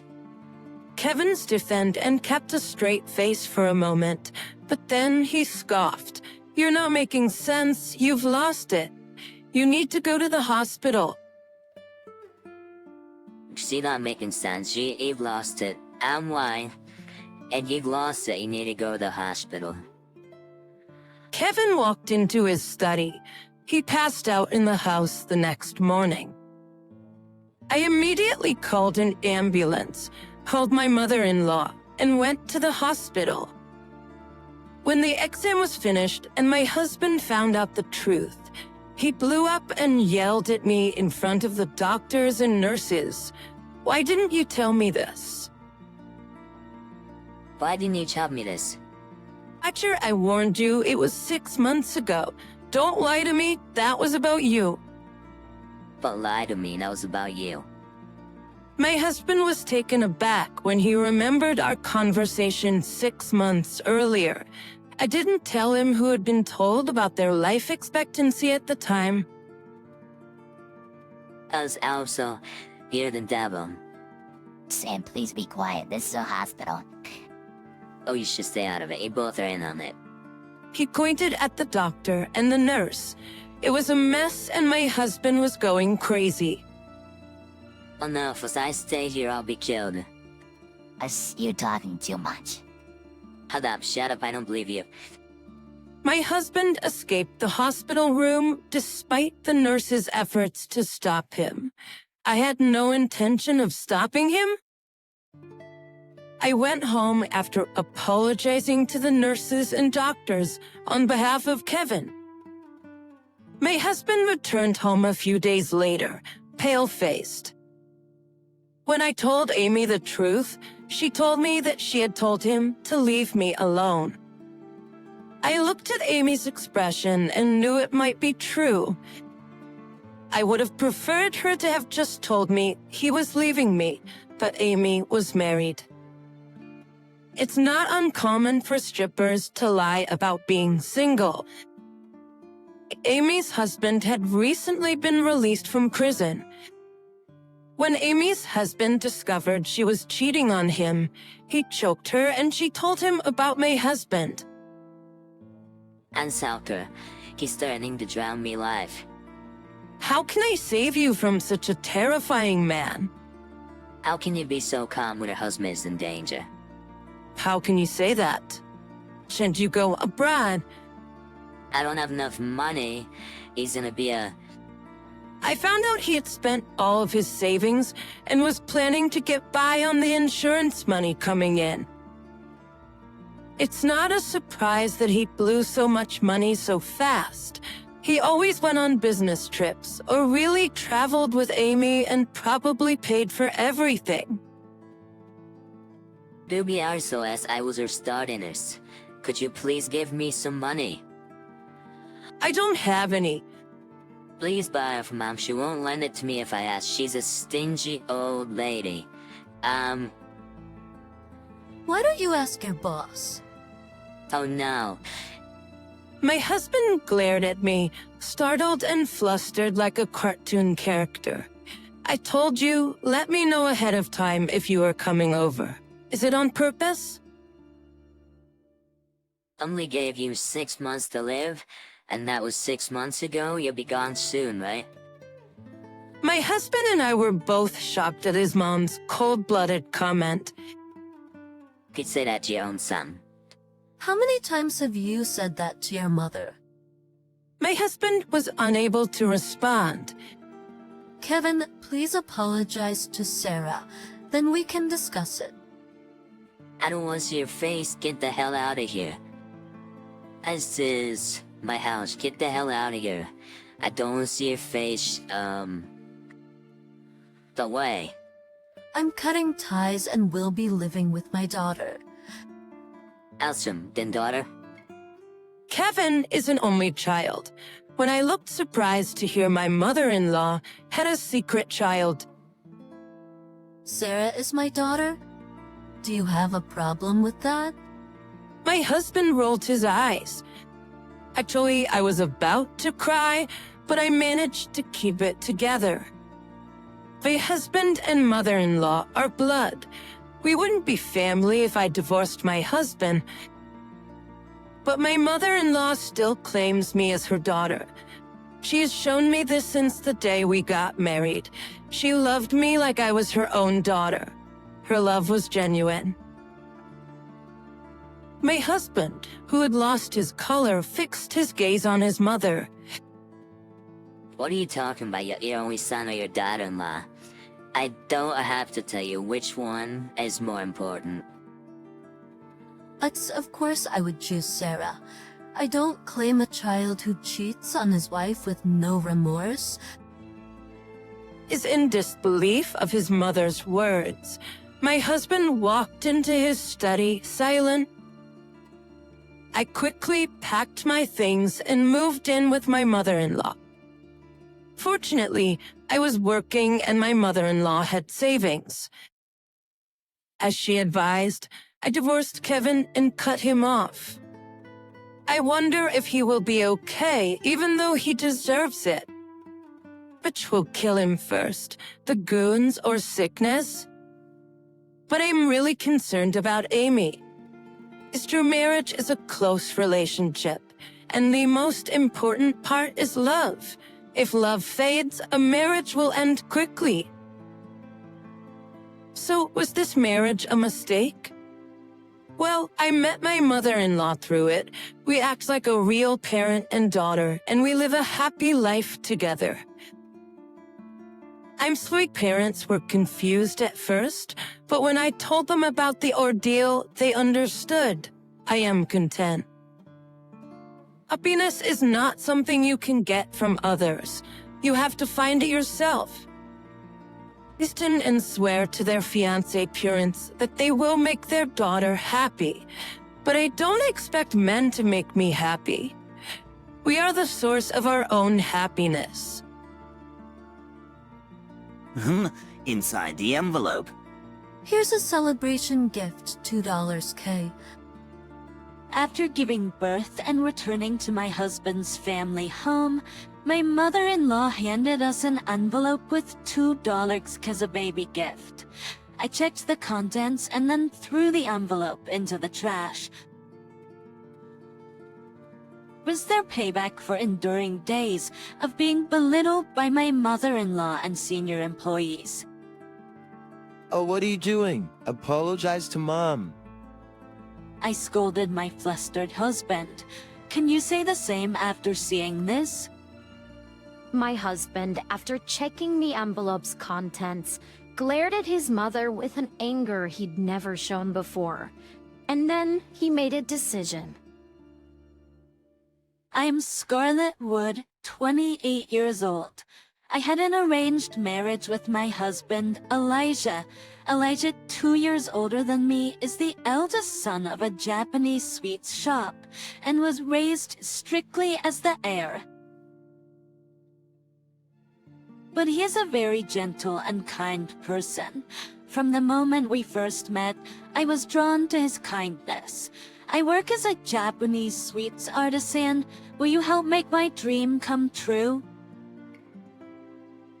When we get married, Scarlett, you'll work as the young mistress of our shop. Also, we'll live with my parents in our family home. Is that okay? Living with my in-laws was a condition of the marriage. There's a lot that comes with marrying an heir, but as long as Elijah is with me, everything will be fine. Scarlett, you married into this family, so of course you should be prepared. Behave properly as the young mistress. Scarlett, you married into this family, so of course you should be prepared. Yes. The day I stepped into my husband's family home, I was already met with harsh words from my mother-in-law. The sweet married life I had dreamt of didn't exist in this world. Scarlett, how many times do I have to tell you? Learn our traditions properly. Please be more aware that you're the young mistress and act accordingly.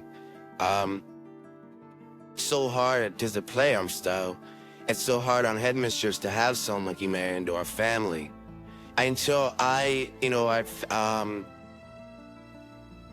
I faced daily criticism from my mother-in-law and senior female employees. My father-in-law didn't speak much, but when he was watching me, I felt tense and would sometimes make mistakes because of it. He would sigh loudly seeing my performance. There was no place for me to feel at ease in this house. But I was determined to work hard, earn everyone's approval, and become a wife Elijah wouldn't be ashamed of. That feeling alone kept me going. During this time, I found out I was pregnant. Take care of yourself and give birth to a fine heir. Everyone, starting with my mother-in-law, began to be more considerate of my condition. At the 5-month pregnancy checkup, I learned the baby's gender and excitedly shared the news during dinner with my in-laws and Elijah. Our baby is a girl. After for a moment, everyone froze. A girl, oh a girl, huh, wait, no one is offering congratulations. A girl? Oh, a girl, huh? Excitations, I was taken aback by everyone's attitude. Doesn't heir have to be a boy? But unable to understand the Mr. Wood family's mindset, I ate my meal in frustration. Pregnancy isn't an illness. Stop being spoiled and work hard. As soon as they found out the baby was a girl, the criticism and mistreatment from my mother-in-law and senior employees returned. Why can't a girl inherit the Japanese sweet shop? I felt sorry for my unborn child, who wouldn't be welcomed into the world with smiles and blessings. I made up my mind to protect her no matter what. I think you've noticed, Elijah, I've been criticized every day since I married into this family. Touched, the way they treat me since they found out our child is a girl is unbearable. One day, I couldn't take it anymore and told Elijah. He trembled.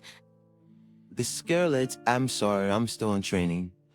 I don't have the right to oppose this family. Please, bear with it. If you learn your job quickly, I'm sure my mother and others will stop criticizing you. Very happy. Whether a child is a boy or a girl, please take care of yourself.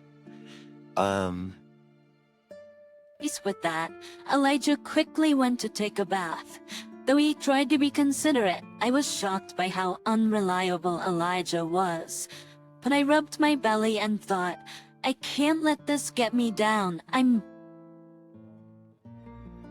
just going to be a mother. I must become strong for that reason. In my in-laws' home, I was mainly responsible for cooking dinner. When buying groceries, I'd pay for them first, then give the receipt to my mother-in-law, who would reimburse me. This system made it difficult to buy what I wanted since she checked the receipts meticulously.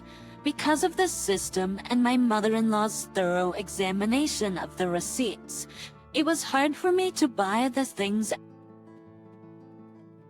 I really wanted to eat. However, after becoming pregnant, I often found myself craving sour and sweet foods. Should I buy it? But I don't want my mother-in-law to make snide remarks again. I debated while shopping, but never found the courage to buy anything. One day, though, I desperately wanted something sweet. Feeling helpless, I agonized over it before finally asking Elijah, who was working in the shop. I can't help but crave sweets because of the pregnancy. Can I have some scraps or something if there are any? As she just wait a moment. Acher secretly wrapped some leftover scraps from making the sweets in plastic wrap, avoiding the eyes of the employees. Thank you. But just then, my mother-in-law appeared. What are you doing here, Scarlett? My mother-in-law's gaze falls on my hand.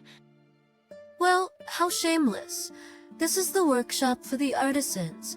I won't allow you to come in here anymore. Saying this, she snatches the scraps Elijah had given me and kicks me out of the workshop.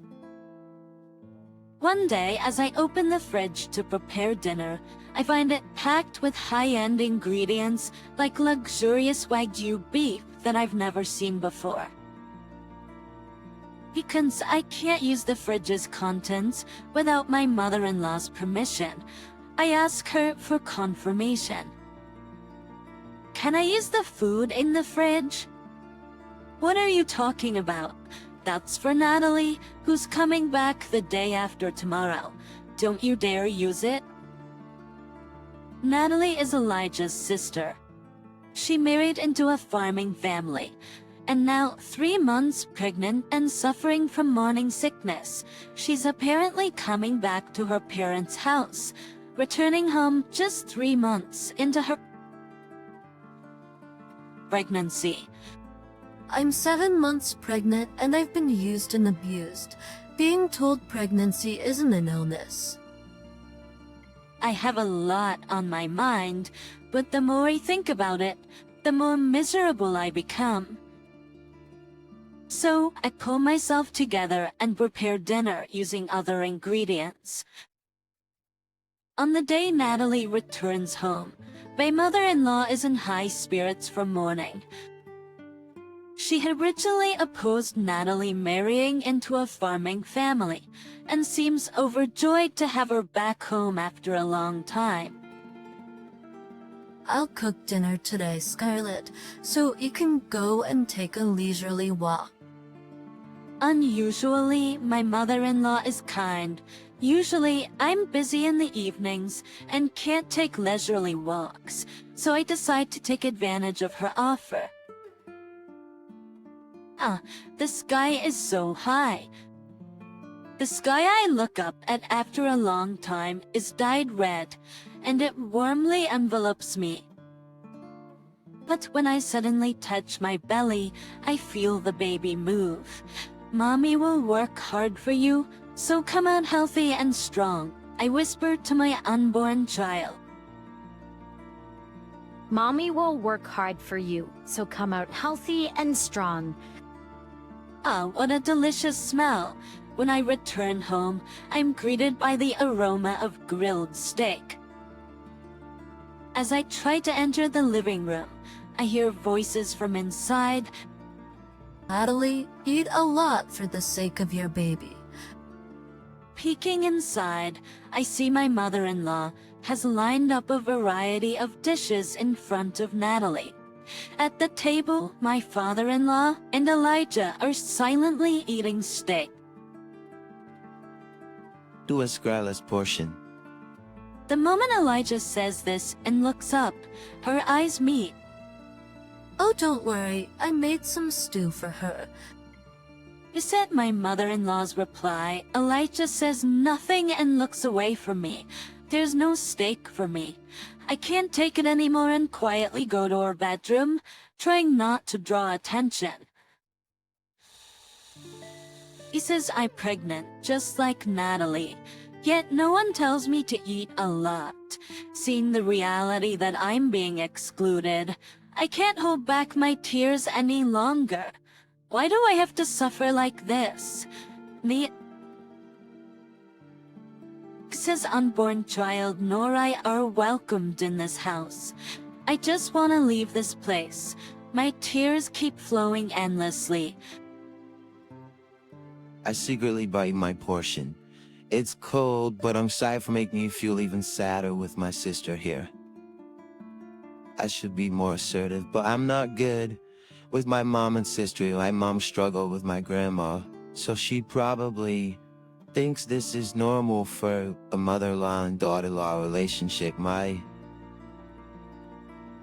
sister didn't like me since I was little because I was the eldest son and got a lot of attention. She's always been mean to me behind my back. They're both strong-willed and troublesome. So,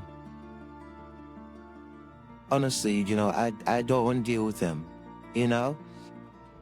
Just your family issues have nothing to do with me. Although he apologized, I realize he won't particularly protect me or our child in the future, feeling even more miserable due to Elijah's unreliability. But I eat the steak he offers, though I have no appetite thinking of the baby in my belly. Even though it's supposed to be high-quality meat, I can't taste it. I mechanically chew and somehow manage to swallow it. Life after Natalie's return is even harder for pregnant me. Scarlet, please fetch this for me. My mother-in-law doesn't hesitate to make me work, despite my big belly.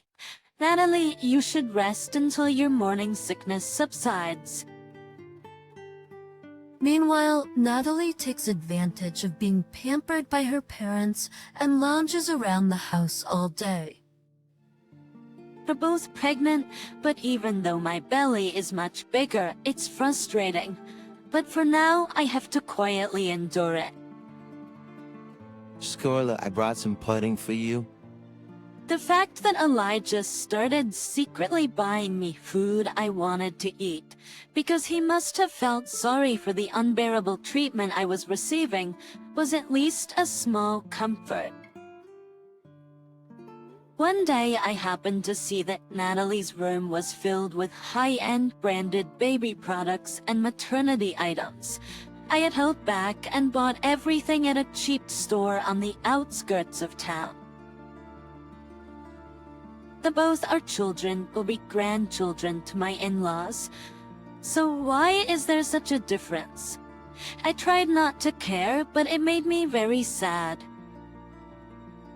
On December 20th, I finally gave birth to a baby girl. Elijah cried tears of joy. I'll grow up quickly and protect both you and our child. Elijah made this promise to me. When we returned to my in-laws' house after being discharged from the hospital, my mother-in-law surprisingly welcomed us with a smile.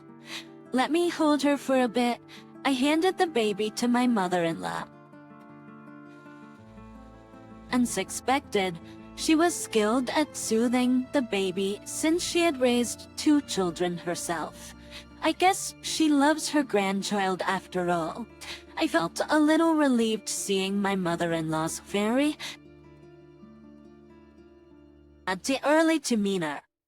Here's a gift. $2, come sir. What, that much? I was surprised, but Elijah didn't seem too shocked. Maybe in this family, it's normal to give that much as a gift. Acha handed the envelope to me without checking the contents, so I put the baby in the crib before accepting it. I checked the contents just in case. What is this? My mother-in-law looked away smirking. After enough already, I threw the envelope into the trash. Hey, what are you doing? Apologize to my mom? Would you say the same thing if you saw this?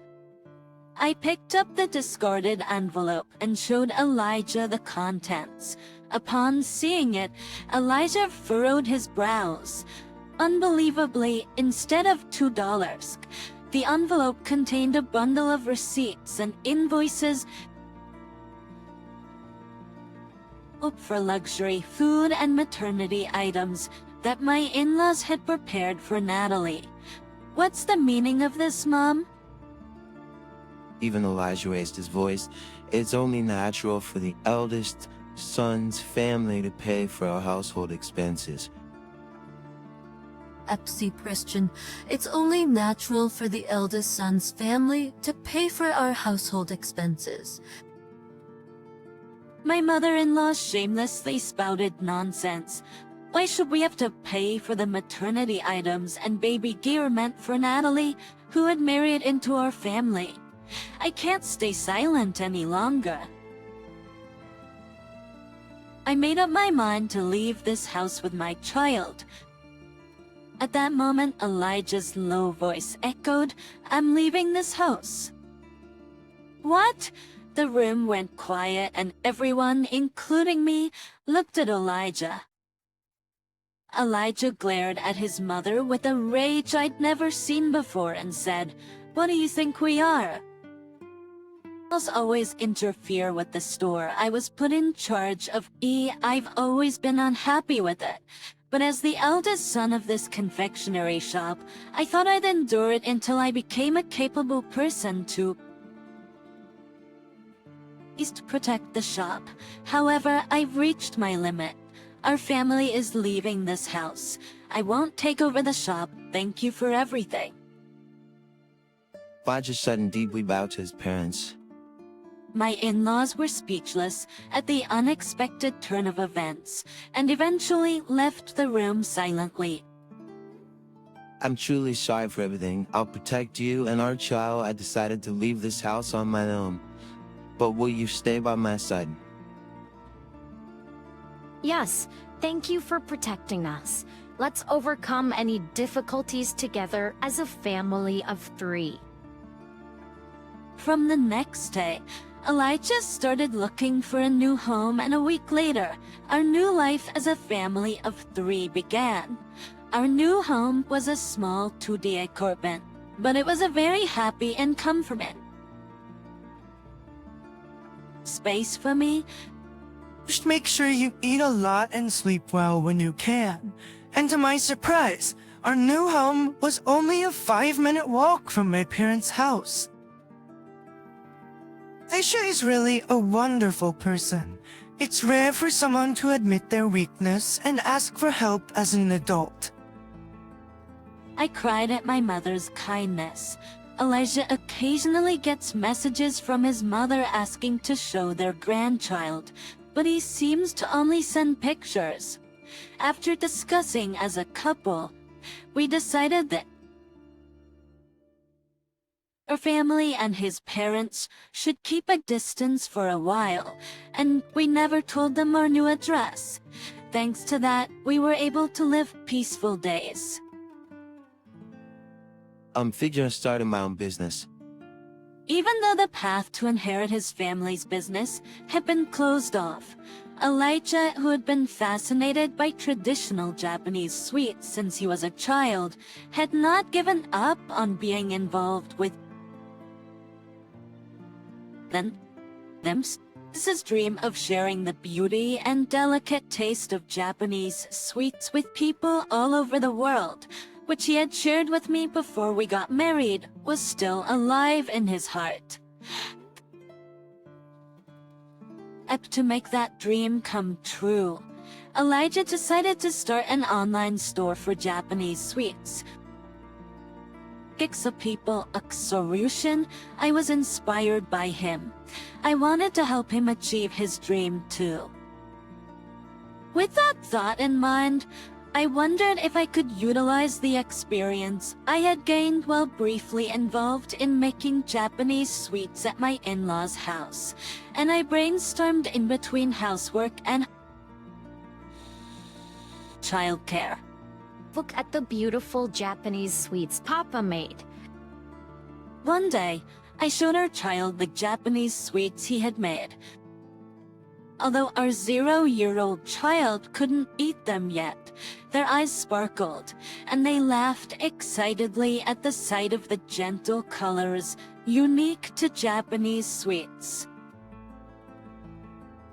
Seeing that, I had a flash of inspiration.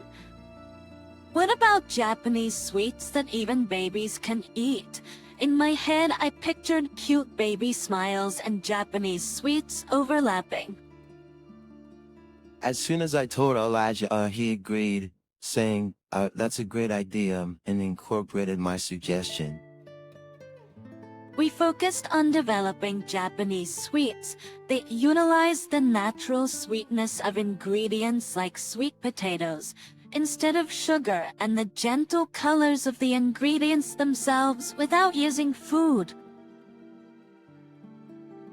Alluring, all while making them suitable for babies. And in about 3 months, we created the product we had envisioned. And at first, we placed our sweets in a friend's Japanese sweet shop and observed the customers' reactions. The feedback was better than we could have ever imagined, with comments saying they were perfect for first meals and birthday parties. At that thought, we started selling our sweets online, and they became a huge hit in no time. The media picked up our story, and our company steadily grew until the business took off. Elijah and I were fully occupied with childcare and work. However, by the time our daughter turned 2, the company had stabilized and was generating a steady income. As we gained some breathing room, I suddenly thought of Elijah's family, with whom we hadn't spoken for almost 2 years. In fact, after we left, I heard that Natalie developed preeclampsia during her pregnancy and had to be hospitalized. Perhaps it wasn't good for her to eat high-calorie food and expensive meat from her in-laws without exercising much. She had to endure a restricted pregnancy with strict bed rest and dietary restrictions. Well, everyone must have been relieved when a healthy baby boy was born. Unfortunately, the bad news continued as the family's Japanese sweets shop went out of business after Elijah left. What happened to your parents after they closed the shop? When I asked Elijah, he said they were living modestly on their pension. But despite not having many good memories, they were still the people who raised Elijah. The years had passed since we left his family's home, and our anger had somewhat subsided. So, after discussing with Elijah, we decided to give each of his parents $2,000 in cash as a birthday present. By the way, the amount of $2,000 came from the $2,000 his mother had mentioned as a childbirth gift. Oh, we didn't know if she remembered, but if she did, we hoped she would reflect on it. Later, we received a message from Elijah that the money we sent by registered mail had arrived. His parents were apparently very happy. Although we weren't ready to visit his family's home yet, we believed time would resolve this issue. As long as we live our lives with pride, things should move in a positive direction. Healthcare is still a challenge, but with the support of my parents, I can focus on Japanese sweets with Elijah. Oh, Mom, this is my candy. Yes, Cherry. The cherry blossom petals are beautiful, aren't they? Tasty? This. I'm so happy. My daughter touches her cheek with a delighted expression. This is a Japanese sweet we developed to be edible even for 1-year-olds, melting in their mouths without needing to be chewed. We made it into a cute Japanese sweet shaped like cherry blossom petals, inspired by our daughter's name, Cherry I hope this sweet, like our child, brings smiles to everyone's faces. I'm here, open away. It trooks the gento sweetness melts in my mouth. I love that face smile. I hope this blissful moment with Japanese sweets reaches people all around the world. Anticipations of my daughter was asleep right beside me. The true identity of that gaunt girl was... Much rather we found your soaked child in the park. It was 1 a.m. on a stormy night when a police officer suddenly showed up at my door. I was totally confused. After all, my 2-year-old daughter was peacefully sleeping in her bed. Wisham, the officer, had with him a little girl, around 4 years old, wearing tattered clothes and looking frail. She stared at me, trembling with tears in her eyes. The officer showed me a note the girl was clutching, and it had my name and address written on it. What could it be? I suddenly hugged the little girl, and a flood of memories rushed back into my mind. I am Susan, a 33-year-old housewife. I live with my husband, Michael, who is the same age, and our 2-year-old daughter, Sarah. We have a happy life together. But I have a past I'd rather not remember. It was 5 years ago. I got married for the first time when I was 28. My husband was Joseph, my boss at the company where I worked. Jeff was a generous mentor, and I admired his confidence and his ability to put people at ease. When he asked me out, I dated him for about 6 months and happily accepted his marriage proposal. My family also seemed to have a good impression of him. In particular, my sister Lisa, who was 5 years younger than me, was thrilled to have a great brother-in-law. Joseph even told me, "I was surprised you had such a beautiful and cute sister." Lisa was indeed adorable, both in looks and personality. When we were little, she would always follow me around saying, "Susan, I love you." We were really close sisters.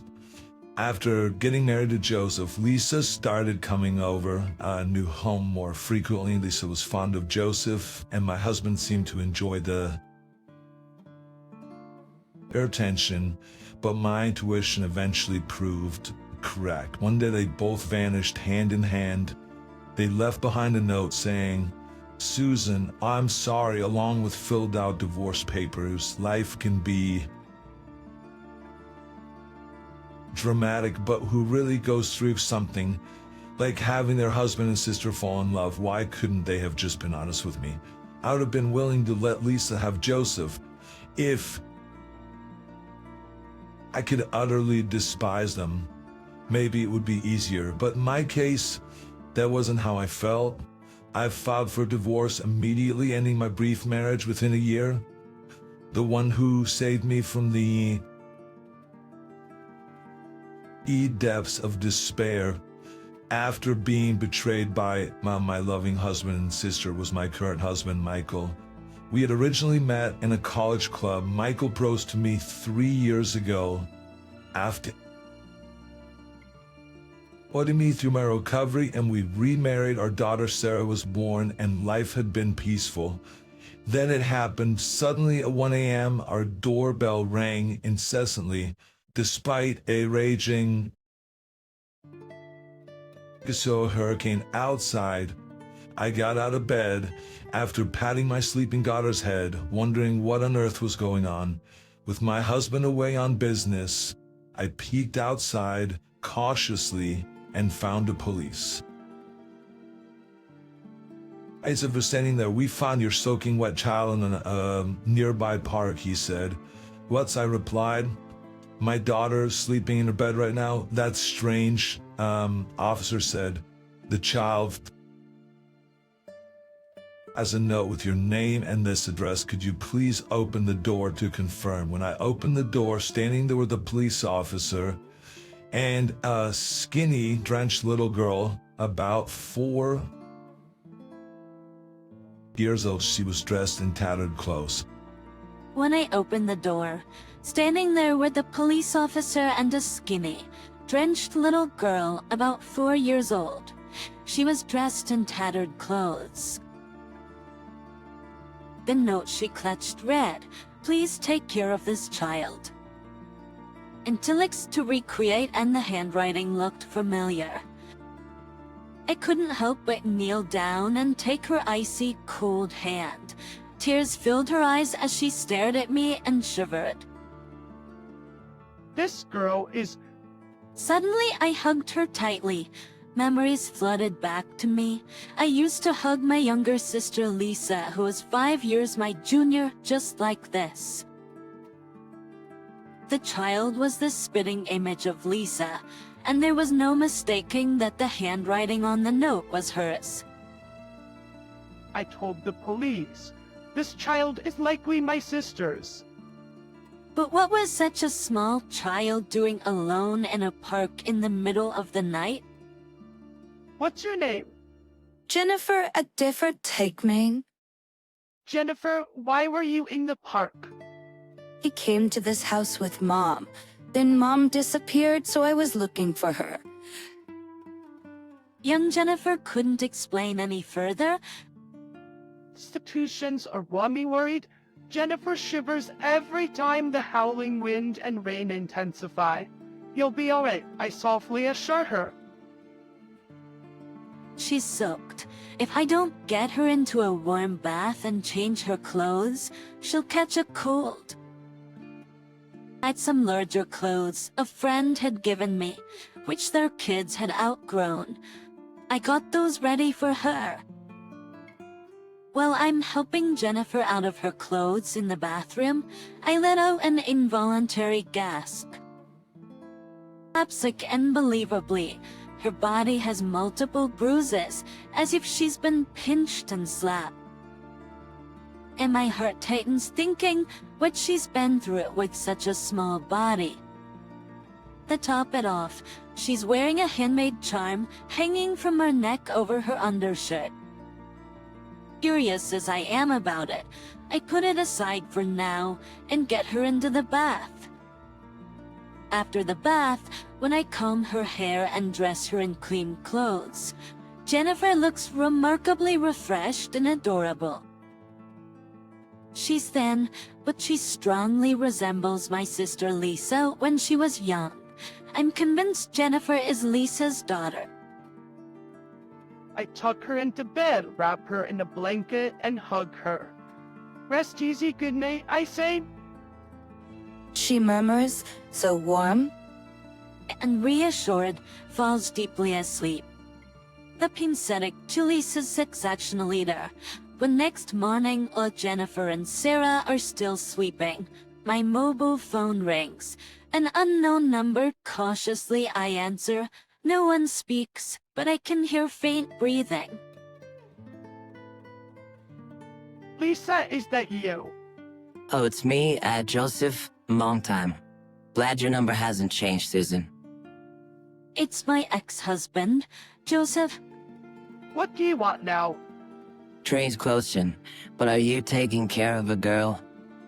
I hesitate but feign ignorance, recalling last night. What are you talking about? How's Lisa? Joseph avoids answering and hangs up, saying, "Never mind then."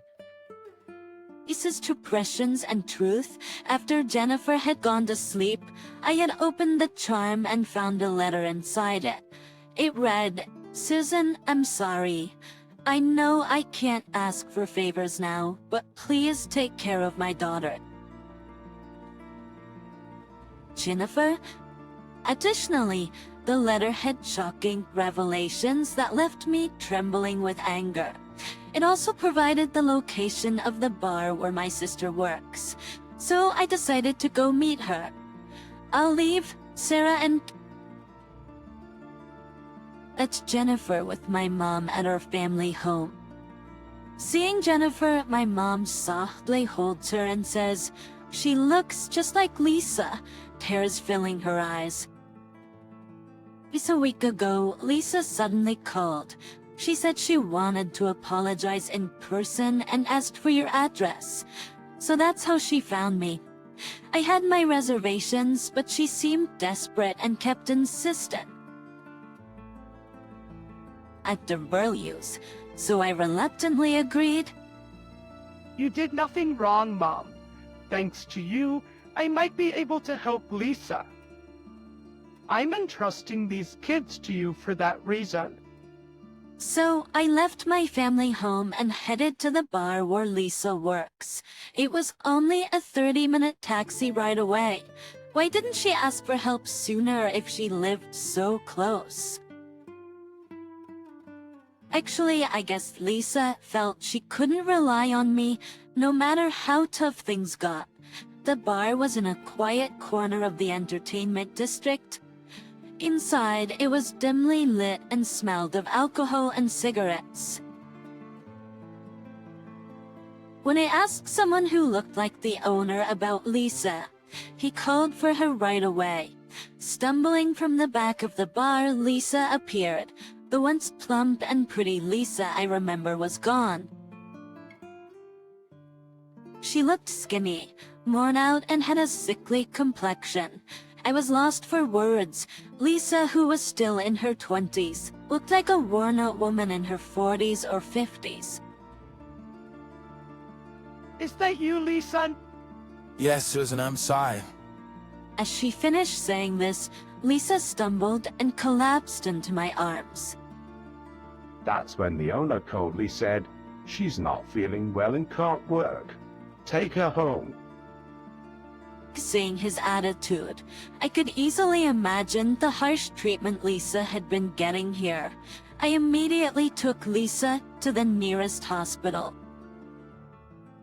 Then the doctor diagnosed her with a severe illness, saying she came too late and there was not much time left. Lisa was immediately admitted. Overwhelmed by the news, I returned home and told my mom, who broke down crying. I too couldn't hold back my tears anymore. I'll take care of Jennifer, Mom. Let's support Lisa together. Yes, I'll do everything I can. Having made this promise with my mom, I took Jennifer and Sarah home. My husband Michael, who returned from a business trip that night, was shocked to see one more child in the house. When I discussed Jennifer with him, he said, let's pray for Lisa's recovery. In the meantime, Jennifer can stay with us. The next day, when we took Jennifer to visit her mom in the hospital, she ran up to Lisa, crying, "Mom, I've missed you." Lisa said, "Jennifer, I'm sorry. Are you okay?" Jennifer replied, "Yeah, I'm fine. Aunt Susan is really nice." With tears in her eyes, Lisa lovingly stroked Jennifer's hair. My sister thanked me and gave me something to help protect Jennifer. From then on, Jennifer stayed with us and we occasionally took her to see Lisa in the hospital. After about 10 days, Jennifer, who'd been so frail, started to look healthier and even smiled a bit. She grew fond of Sarah, almost as if they had been sisters forever. Just when I was happily watching the two of them play, I got a call from my mom back home. She said, "Joseph just showed up at the house."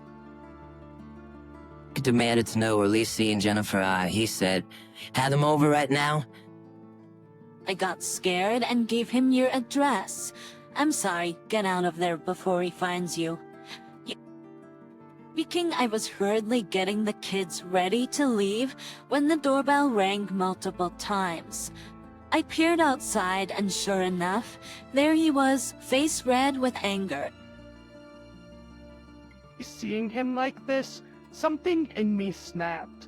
Despite Lisa withering away, Joseph looked like he'd put on weight, even getting chubby. I opened the door and Joseph immediately started accusing me. Said, heard you got remarried and live in a nice house, enjoying the high life, huh? I replied, that's none of your business. It's about papers. I said, even if they are here, I can't hand them over to you. Joseph said, I need Lisa to work or we don't have money. Bring her out. At that moment, Jennifer burst out and screamed, I hate you, Dad. You always bullied Mom. Joseph tried to slap Jennifer, but I immediately stepped in between. I took Cheerleys. I said, Lisa is in the hospital because of you.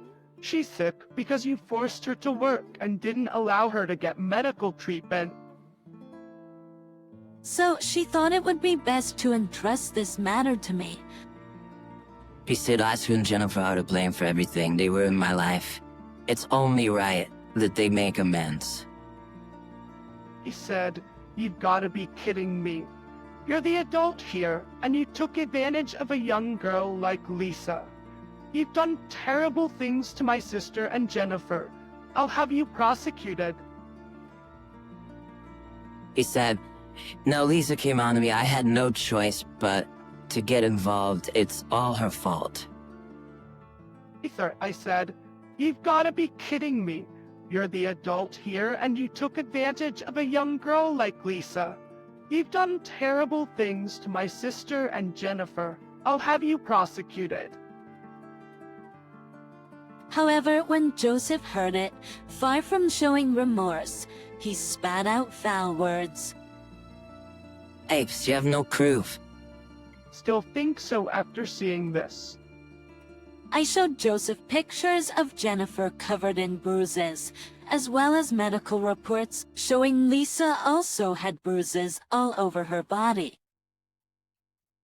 Joseph's face changed for a moment, but he soon began to taunt me again. See, women are so foolish. Who's to say who caused those bruises, especially with Jennifer? It could have been her mother. You're a despicable man? I have more evidence. Take a look at this. I showed him a mobile phone entrusted to me by Lisa. The phone contained audio clips of Joseph spewing abuse and committing acts of violence, providing ample evidence. Suddenly, Joseph lunged at me, trying to snatch the phone away. Stop it. What are you doing? Actually, right after receiving a call from my mother, I had contacted my husband and the police. Joseph, what you've done to my sister and Jennifer is unforgivable. I'll be handing all the evidence over to the police. You better reflect on your actions. Joseph was immediately taken away in a police car. Are you hurt?